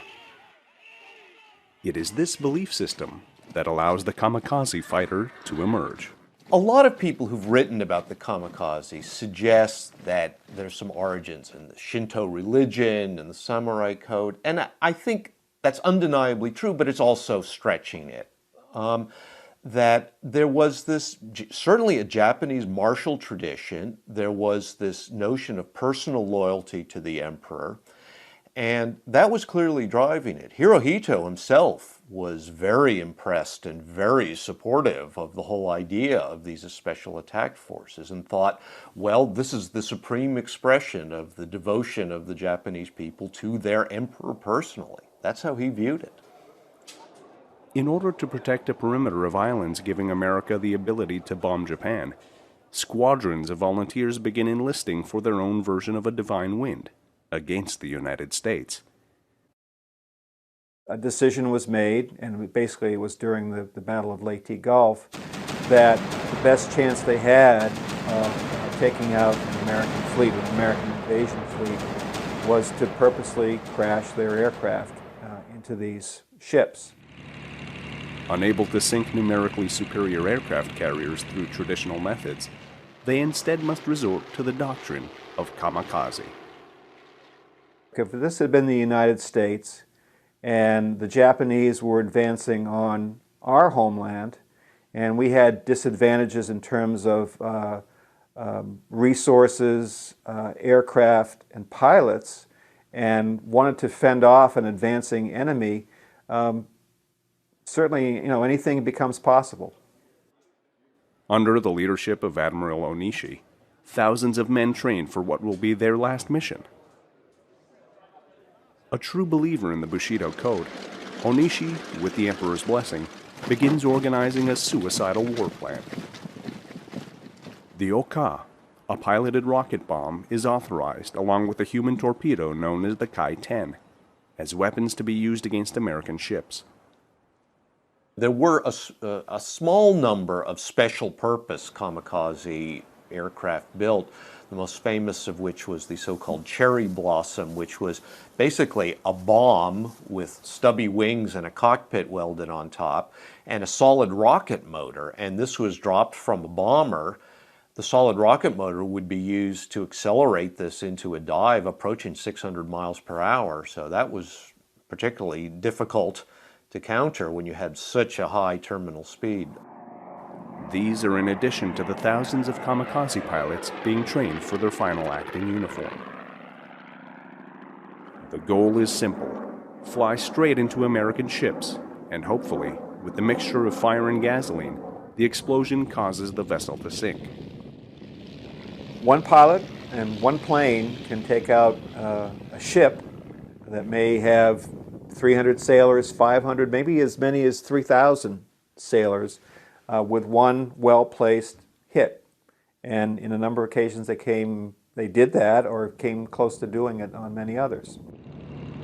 And because the decks of American aircraft carriers are made of wood, the probability of a ship going down is even more likely. A key target then for the kamikaze pilots is the central deck elevator, believing that a successful attack can, at the very least, disable the carrier. The advantages of the kamikaze are numerous. Pilots need very little training. Obsolete aircraft can be used, and even if planes are hit by a proximity-fused shell, the momentum can hopefully keep the aircraft on target. The average kamikaze pilot is given a 1-week crash course in suicide attacks. 2 days are spent practicing takeoffs, another 2 to study formation flying, with the last 3 days spent on how to strike a target successfully. It was a case where some very young pilots were kind of dragooned into doing this. Some older, experienced pilots who were gung-ho were ready to go and do it and maybe had to be restrained. But it went all along the spectrum, I think. Crash diving, however, is not as simple as it may appear on paper. The powerful lift generated from the high winds makes it difficult to keep the nose of an aircraft on target. Also, there is the strong possibility of pilots blacking out from the heavy gravitational forces when they come crashing down. This entire strategy is a huge gamble, but for the Japanese, with their cities being destroyed, it is their only card left to play. By 1944, as the Americans are set to take back the Philippines in the Battle of Leyte Gulf, the first waves of kamikaze attacks are unleashed. Before taking off, Admiral Onishi tells his men as they drink sake, "You are already gods, without earthly desires. Your own crash dive is not in vain. Regrettably, we will not be able to tell you the results, but I shall watch your efforts in the end and report your deeds to the throne." On October 25th, a special attack unit led by Lieutenant Yukio Seki spots an American ship, the St. Lo. Diving straight down, his aircraft hits the ship's deck, exploding like a fireball. Going right through its wooden frame, subsequent explosions begin interacting with torpedoes and bombs on board the vessel, and a new chapter in Second World War history begins. Then it struck.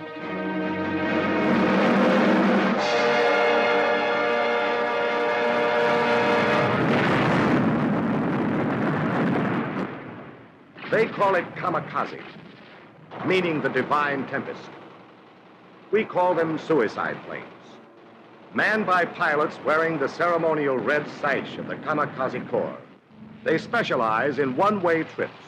Their destination, the deck or hull of any American ship onto which planes, bombs, burning gasoline, and red-sashed pilot crash.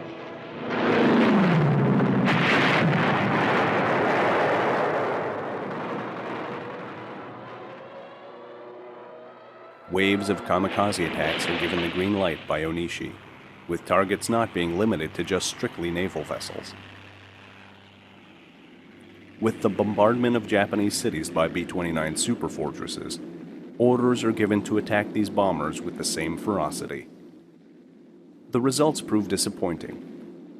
With the B-29's defensive armament that includes remote-controlled gun turrets, kamikaze planes are unable to stop these massive bombers from pulverizing the land of the rising sun. The Japanese pilots would call them ice castles because they were so far up, and there was no need to camouflage the planes because you weren't. Their elevation was to keep them from having Japanese planes assault them. It was only when tactics changed, when there was a move to more low-level bombing, that the Japanese planes were able to attack them. Even then, there were many instances where the B-29s could actually outrun a Japanese fighter aircraft, was faster than the aircraft that was trying to pursue them. And with a scorched earth strategy being carried out, the kamikaze fighter is in a race against the clock. Despite the destruction these tactics are having on American ships, the United States government does not retreat. Their final push to Tokyo will not be derailed, no matter what the cost. So for the next 10 months, American servicemen accept the possibility that today could be their very last. For the kamikazes, psychologically, I don't think they were prepared at all. It just was such a foreign concept to these young guys, on a ship or in the air, to see somebody who would purposely sacrifice themselves as a way of trying to win a battle. It just was unimaginable to them. I think that probably the greatest effectiveness of the kamikazes was that it was so incomprehensible to the American military leadership, American society, American understanding.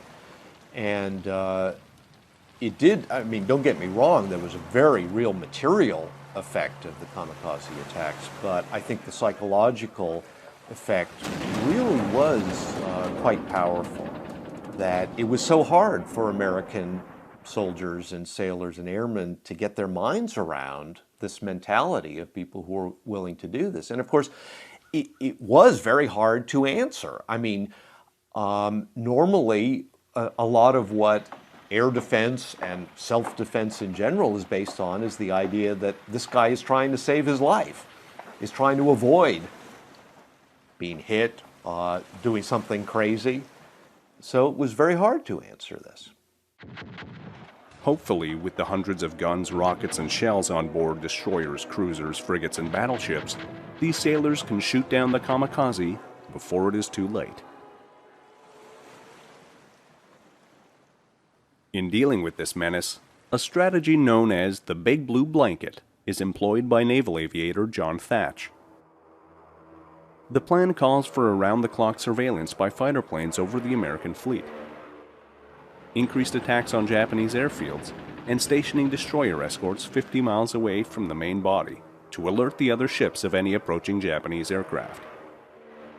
Developing this whole system of radar picket ships that would spot the incoming kamikaze forces, keeping air patrols deployed really around the clock during some of the operations to try to intercept them. So still some did get through. Even in the Battle of Okinawa, it was mainly small ships, American ships, that were sunk. There were no large carriers or battleships that were actually, really put out of action and were sunk by the kamikaze attacks. This strategy proved successful in disrupting the kamikaze. With Japan in a weakened state, skilled pilots become scarce. As a result, gunmen are finding it easier to shoot down oncoming planes being manned by inexperienced pilots.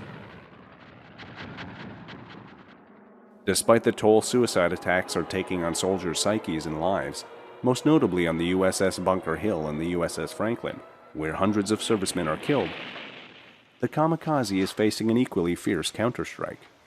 Ultimately, it was the American military forces were so overwhelmingly powerful, this wasn't going to stop them. It could cause a lot of casualties, it could inflict a lot of pain along the way, but it wasn't sufficient at any point to even derail American strategic decisions. It caused tactical redeployments, it caused an American diversion of forces to try to deal with the kamikazes, but it couldn't alter American strategy. The attacks reached their zenith during the Battle for Okinawa, where hundreds of suicide planes are used in this pivotal conflict. They did cause a lot of casualties. The climax was probably the Battle of Okinawa, where close to 2,000 kamikaze attacks took place. A joint order is written by both the Japanese Army and Navy, establishing suicide as an official policy. This results in 30 American ships sunk and 300 badly damaged in the fight for Okinawa. In the end, the United States takes the island, but only after 12,000 American and 110,000 Japanese deaths. The effect of the kamikaze is being felt in Washington, D.C., where military and civilian planners decide what to do with Japan. Even with the unprecedented bombardment of their cities by B-29s, with the death toll being in the hundreds of thousands, the demand for an unconditional surrender is still not being met. Kamikaze missions, in addition to the fierce resistance offered on Okinawa and Iwo Jima, make generals like George Marshall favor the use of an atomic bomb. The Japanese had demonstrated in each case they would not surrender, said the general. We had to end the war. We had to save American lives. Since President Harry Truman takes office following the death of Franklin Roosevelt, American casualties reached nearly half the total of 3 years of battling against the Japanese in just 3 months. It was something to contemplate. I remember the terrible anxiety through which the people in Washington went, and I was one of them, wondering what would happen when we attempted to take the main islands of Japan. Conventional wisdom leads the commander-in-chief to believe that the casualties resulting from a mainland invasion of Japan could be enormous, possibly in excess of 1 million men. For that reason, the decision to drop the first atomic bomb in history is approved by the president. On August 6th, the first nuclear weapon in history is used on the city of Hiroshima, and days later, a second bomb is dropped on the city of Nagasaki. After unprecedented carnage, the demand for an unconditional surrender is finally met. With the defeat of the Japanese comes the defeat of the Kamikaze. The impact of these suicide attacks is still hotly debated. At the time, in 1945, it was seen as a barbarian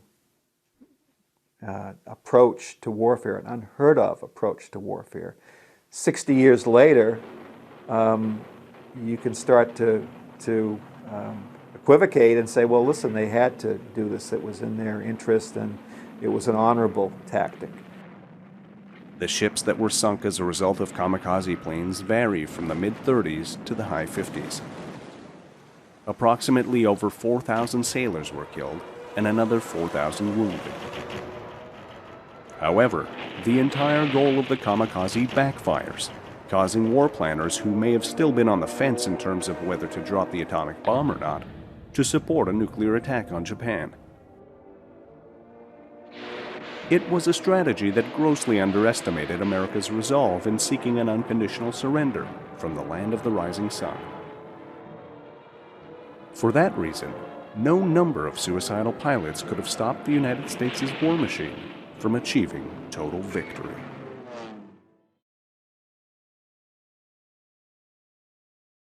Has there ever been a warplane as mythic as the Mitsubishi Zero? Legend, mystery, and rumor conflated to create an unbeatable fighter flown by samurai-tough pilots.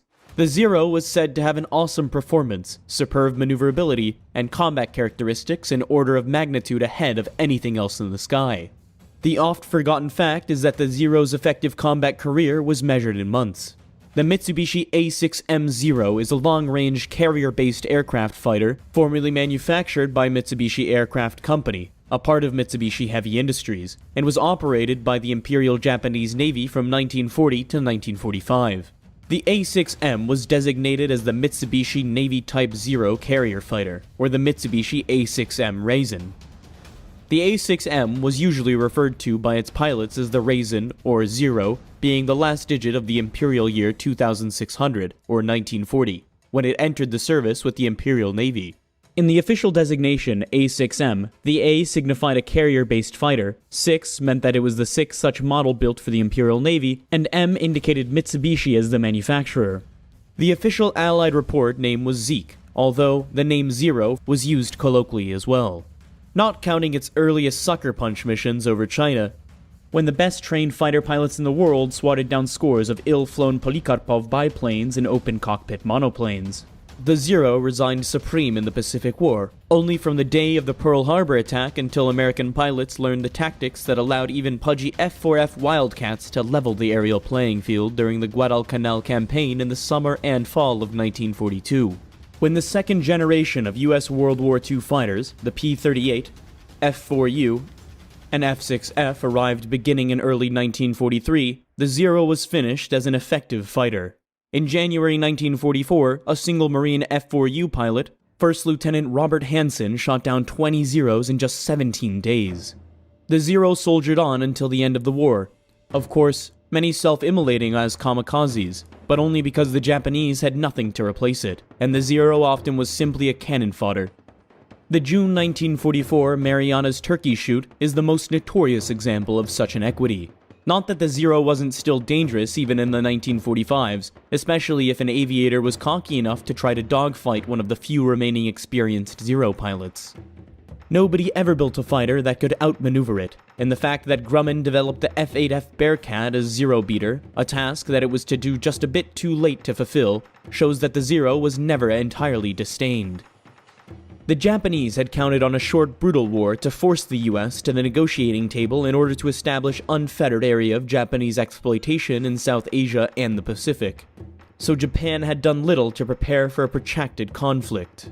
Zero pilots were superbly trained, but only hundreds at a time.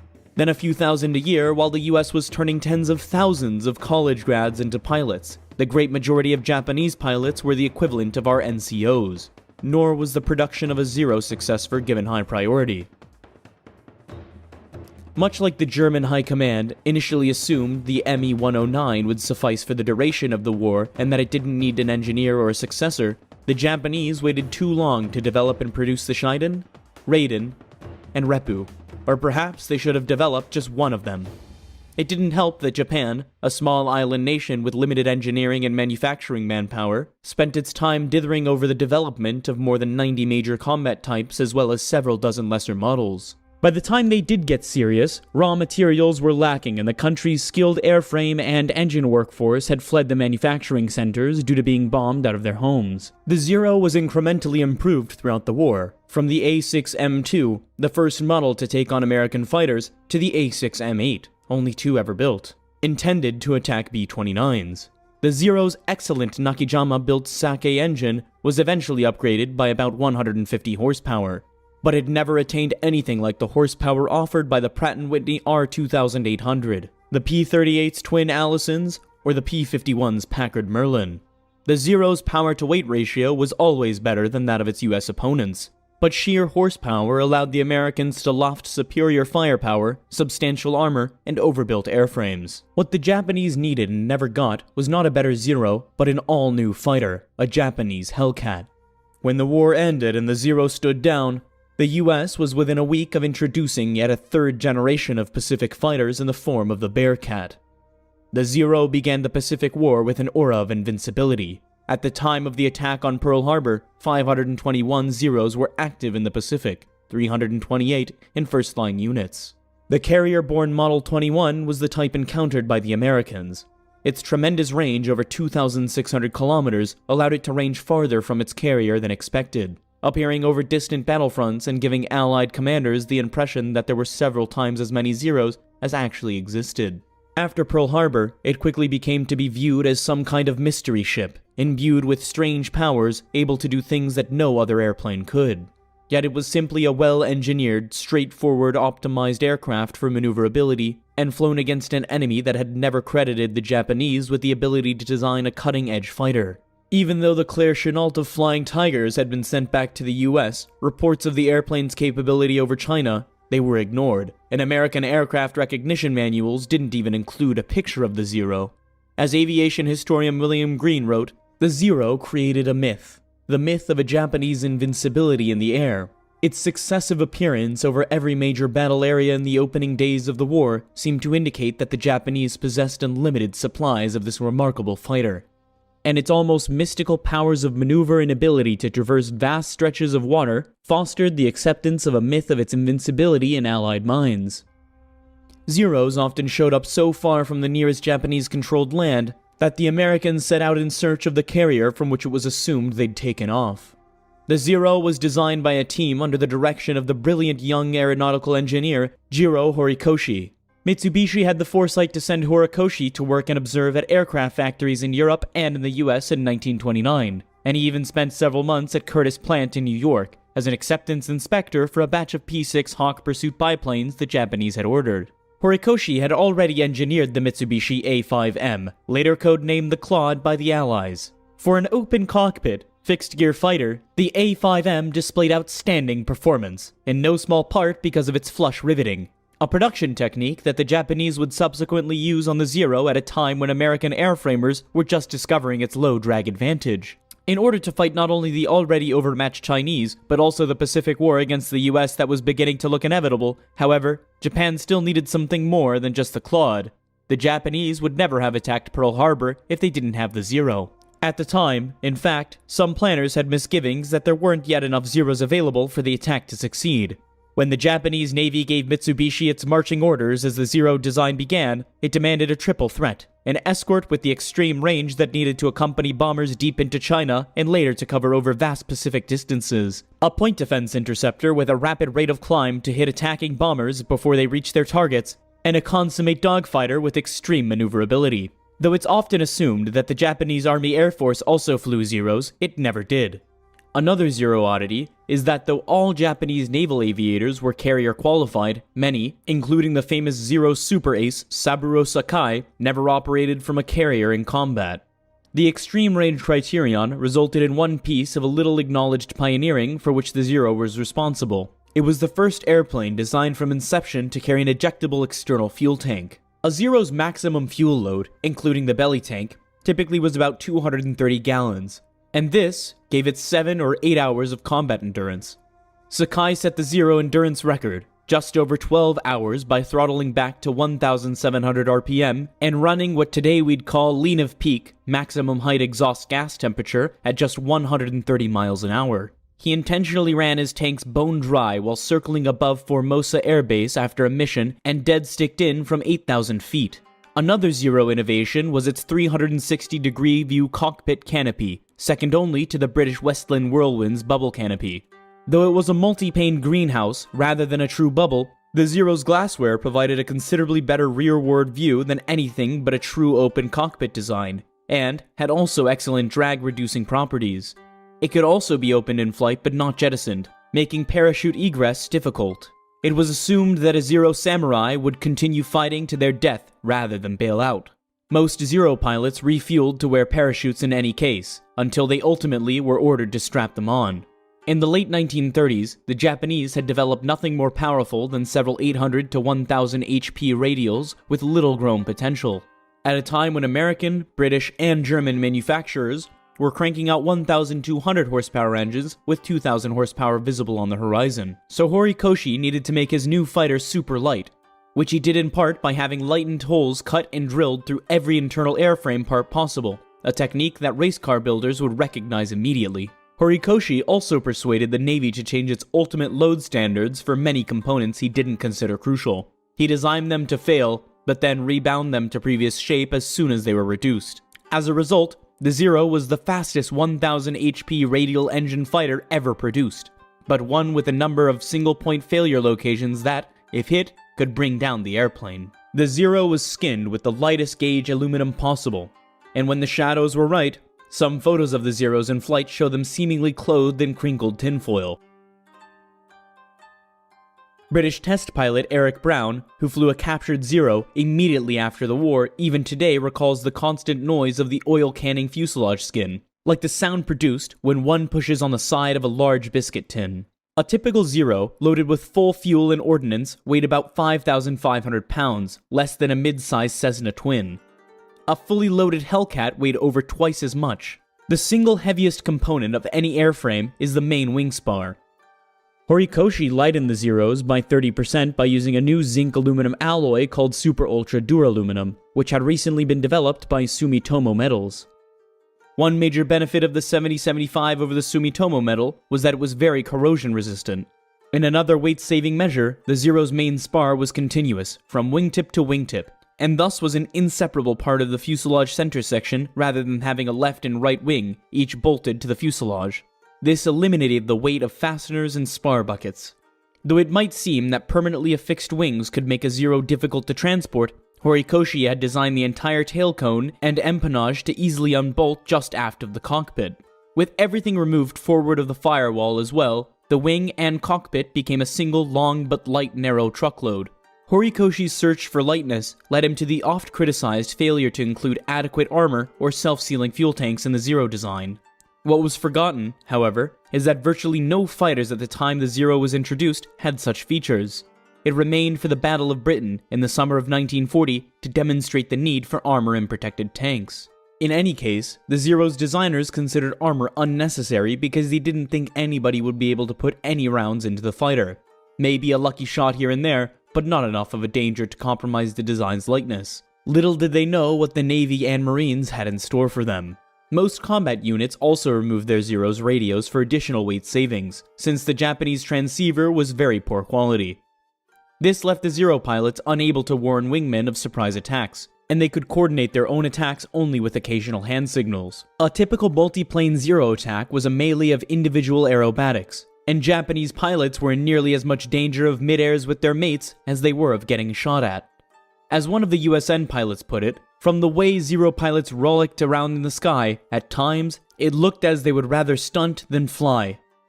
Yokonawa flew upside down, having both hands around the cockpit, wrote Sakai in his book Samurai. Then, he flew directly over me, under me, and went through a wide hesitation roll around my fighter. He was like a kid showing off. He finally flew on my wing and held the stick between his knees. Still grinning, he waved his lunchbox at me and started to eat. The Zero's flight controls mixed some ingenious engineering with at least one awkward feature. Its ailerons were large and powerful, which added greatly to the fighter's low-speed maneuverability and spectacular roll rate, but they were very difficult to deflect at high speeds.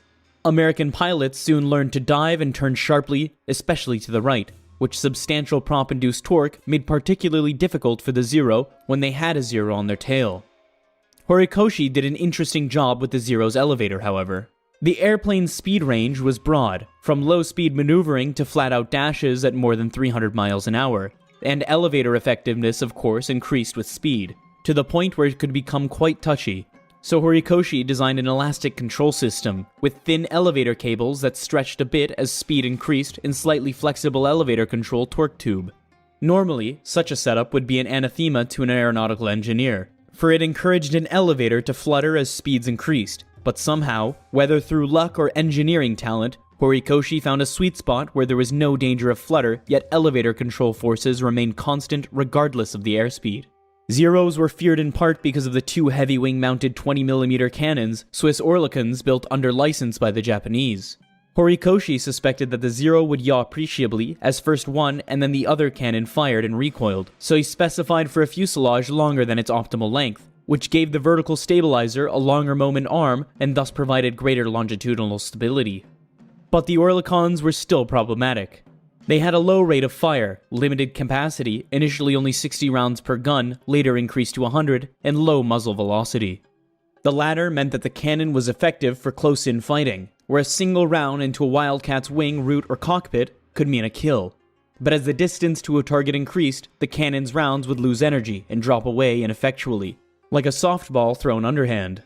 A number of the Zero's smaller components, such as instruments and engine accessories, were also license-built Bendix, Sperry, Colesman, and other designs, which could lead to later claims that the airplane was a copy of the Hughes H-1 Racer or the vaguely similar-looking Vought V-143. But as Horikoshi later wrote, we were trying to surpass the rest of the world's technology, not just catch up to it. The Zero's single most important US part was its Hamilton standard design constant speed propeller. The Japanese had also bought a V-143 in 1937, and the Zero's landing gear and retraction mechanism was almost certainly a copy of the Vought's design.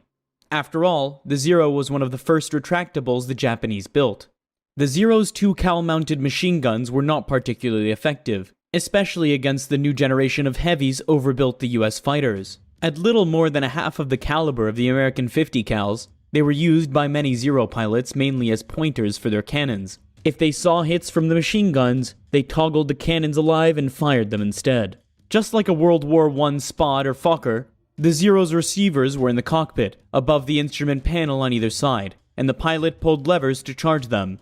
Ultimately, the Zero's main failing was that it was designed to a 1930s paradigm. Air combat meant dogfighting, and dogfighting, at least in the days before energy management, meant to circle chase in one form or another, with the better airplane turning tighter than the lesser one and eventually getting into a firing position from a rear quarter. Victory was then nearly inevitable. And the Zero was the world's tightest turning, most maneuverable fighter. Thanks to its aerobatic ability, Zero pilots also developed a combat maneuver that initially baffled American airmen, a kind of sideways loop with square turns and side slips out of the turns, which tightened their turn greatly. It didn't take long, however, for American pilots to learn that the rat racing with the Zero was a loser's game, so they disbanded tail chases that played straight into the Zero's only air combat strength. It was neither strong, unusually fast, good in a dive, nor effectively armed. Hit and run became the mantra. Attack a Zero from above, fire while diving upon it, and keep going. Convert diving energy into zooming altitude and do it again if necessary. Perhaps it was inevitable that the Zero would become a myth, a legend, a paragon amongst fighters, when it was in fact a conventional plane with several ahead of its time characteristics. It could be argued that the Zero was an excellent airplane, but a lousy fighter. If you discount the victories over poorly trained Chinese pilots flying outmodded Soviet fighters, the huge fleet of Allied aircraft destroyed while they were parked in the opening days of the war, and the kills of utterly unprepared American pilots in many cases flying adequate airplanes but using the wrong tactics against the Zero, the mythical Mitsubishi comes off surprisingly poorly. It was extremely light and had numerous failure points, where very few rounds of heavy caliber machine gun fire could do catastrophic damage. It was flammable, and its pilots were terribly vulnerable. It was not particularly fast, and in any case, its high-speed handling was poor. Its controls were poorly harmonized. Its armament was a mixed bag of 2 light machine guns and crude cannons. It had no useful communications equipment. Ultimately, the Zero was a bare-bones airplane. Nothing extra, nothing fancy. With very little margin for modification, designs which had little, if any, stretch built into them, wrote Zero expert Robert Mikesh. Some say that because the Zero was the best dogfighter in the Pacific theater, perhaps the world, it was by definition the best fighter. But there's also an old saying, to win, you have to finish. Unfortunately for the Japanese, the Pacific War was one race that the Zero finished last. Dead last.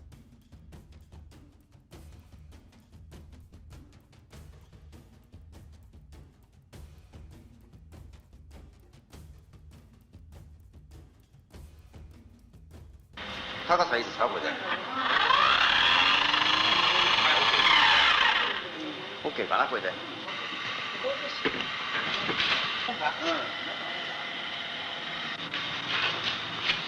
ーい、スタート。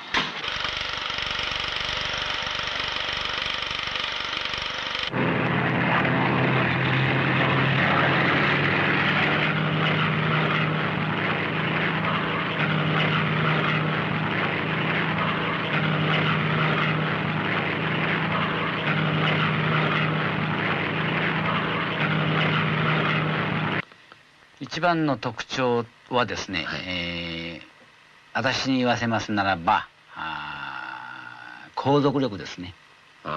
長い。非常に長時間飛べるということです。どんな素晴らしい格闘性能を持っていても時間がなくてはですね、いい試案は浮かばないですよ。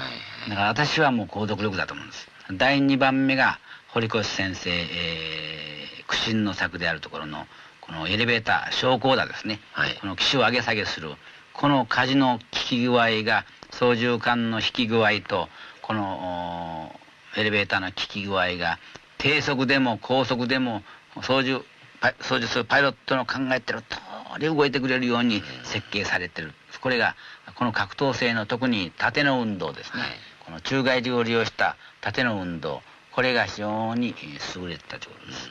そうですからもちろん真後ろついた場合はですね、どんなに彼らが逃げ回っても絶対我々がこの真後ろへピャッとつけたらですね、だいたい35、6メーターか40メーター、どんな逃げ方してもプロレスで言えばキーロックですね。なるほど。ガツッとはめたらもう仕留めます。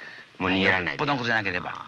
ただこういう具合にめったになりませんけど、なった時でもこの縦の運動に引っ込めば、だいたい3000点から4000点すれば挽回すると。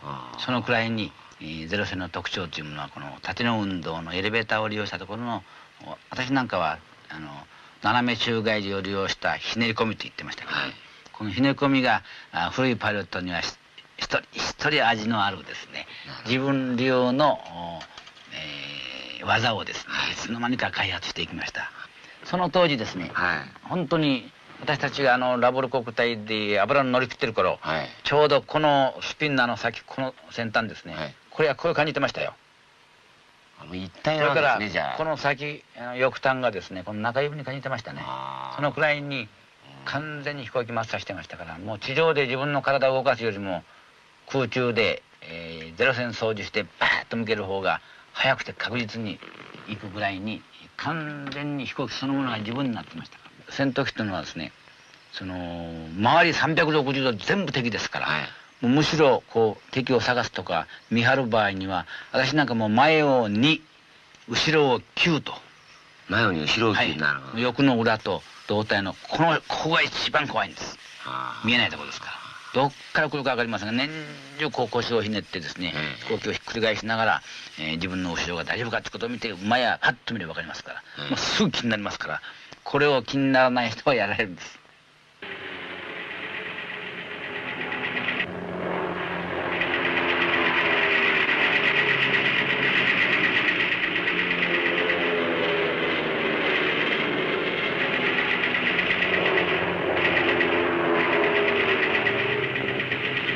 私たち考えてましたのは非常に、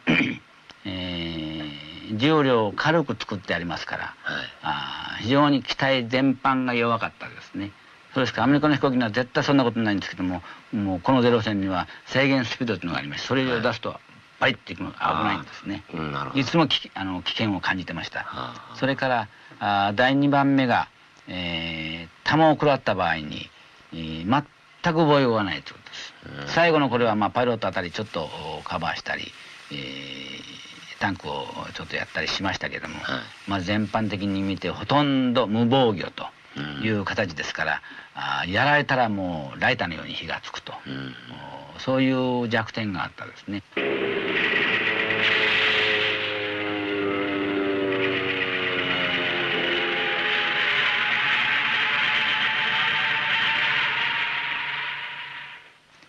こちらから攻めていく場合、何百マイル飛んでいく場合にはもうどういうものか日本軍はその生きて領収の恥ずかしみを受けるという、その絶対に捕虜にならないという考えでしたから、それ強制されたもんじゃなかったんですけども、攻めていく場合には落下傘持ってきませんでしたね。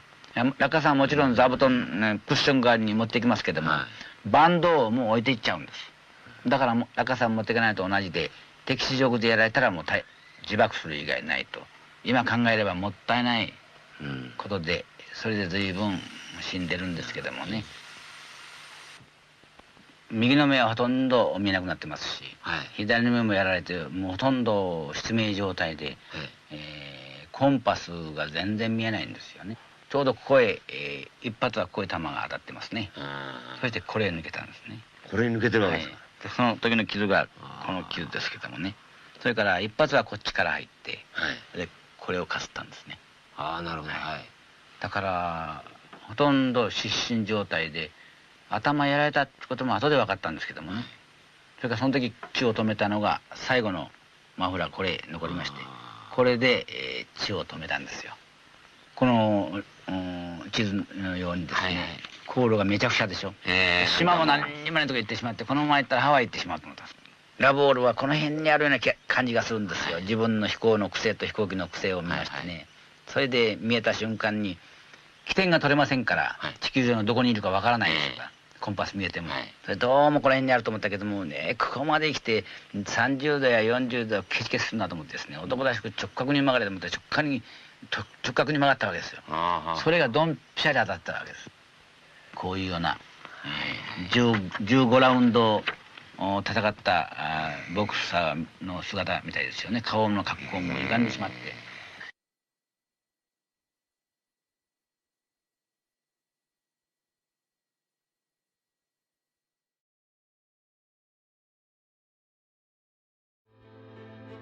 Aviation, the art of aeronautics, began with the dreamers, inventors and daredevils who dared to defy gravity. The journey of aviation was nurtured by pioneers like the Wright brothers, whose first flight marked a historic milestone. The role of aircrafts in world wars was groundbreaking, dramatically changing warfare strategies. This initiated a technological evolution in aviation, transforming the simplistic wings of a biplane into the thunderous roar of jet engines. let's journey through the ages of aviation. Behind every great aircraft, there were great minds. These visionaries, like Sir Frank Whittle, the innovator of the turbojet engine, redefined air travel. Then there's Skunkworks Kelly Johnson, the genius behind the SR-71 Blackbird. His designs combined speed, stealth and power, crafting machines that dominated the heavens. The contributions of these pioneers have left an indelible mark on the canvas of aviation, shaping the course of history and inspiring generations of engineers and aviators. Each epoch in aviation history gave birth to extraordinary aircrafts, each with their own unique features and roles. The Lockheed SR-71 Blackbird was a marvel of speed and stealth. The F-105 Thunderchief, a supersonic fighter bomber, was vital in the Vietnam War. The P-51 Mustang, a long-range fighter, was critical in World War II. The P-47 Thunderbolt, a heavyweight fighter, was used extensively in the same war. The A-10 Thunderbolt II, the Warthog, is a close air support icon. The Messerschmitt Me-262 marked a leap forward in aviation technology. Each of these game changers were instrumental in their eras, and their legacies still resonate today. Beyond the game changers, there are those that have transcended their practical roles to become icons. The Concorde was not just an aircraft, it was a supersonic symbol of luxury and speed. The B-52 Stratofortress, a strategic bomber, is an icon of power and resilience. These magnificent machines and others like them have become much more than just aircrafts. They are enduring icons that encapsulate the audacious spirit, the relentless innovation, and the boundless ambition that define the world of aviation.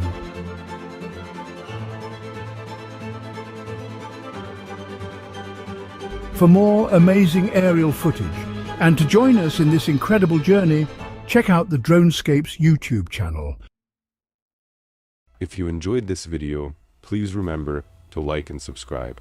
And as always, thank you for watching.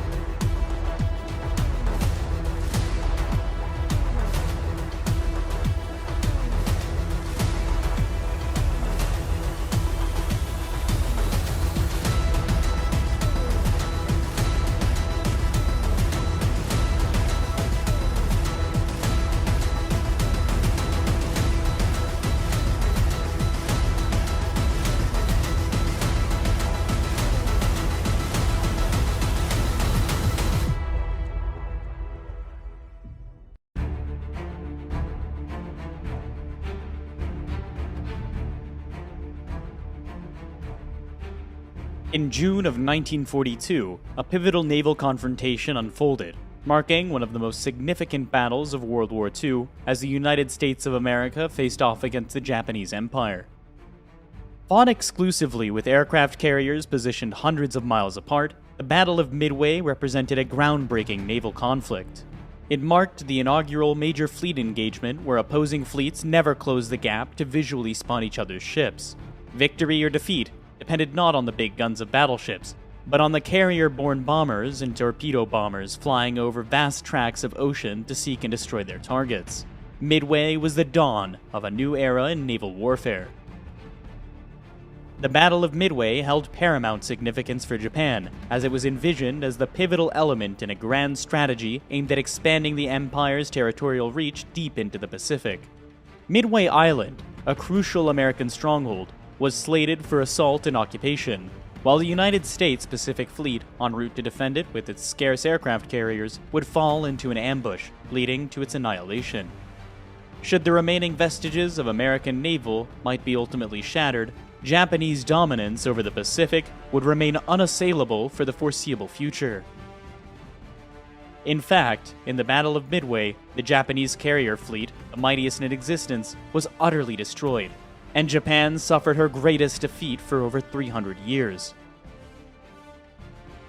During the Battle of Midway, Japan, at the zenith of its military strength, suffered not only a significant naval defeat, but also, in the span of a single day, sealed the fate of the Japanese Empire, leading it toward downfall and defeat.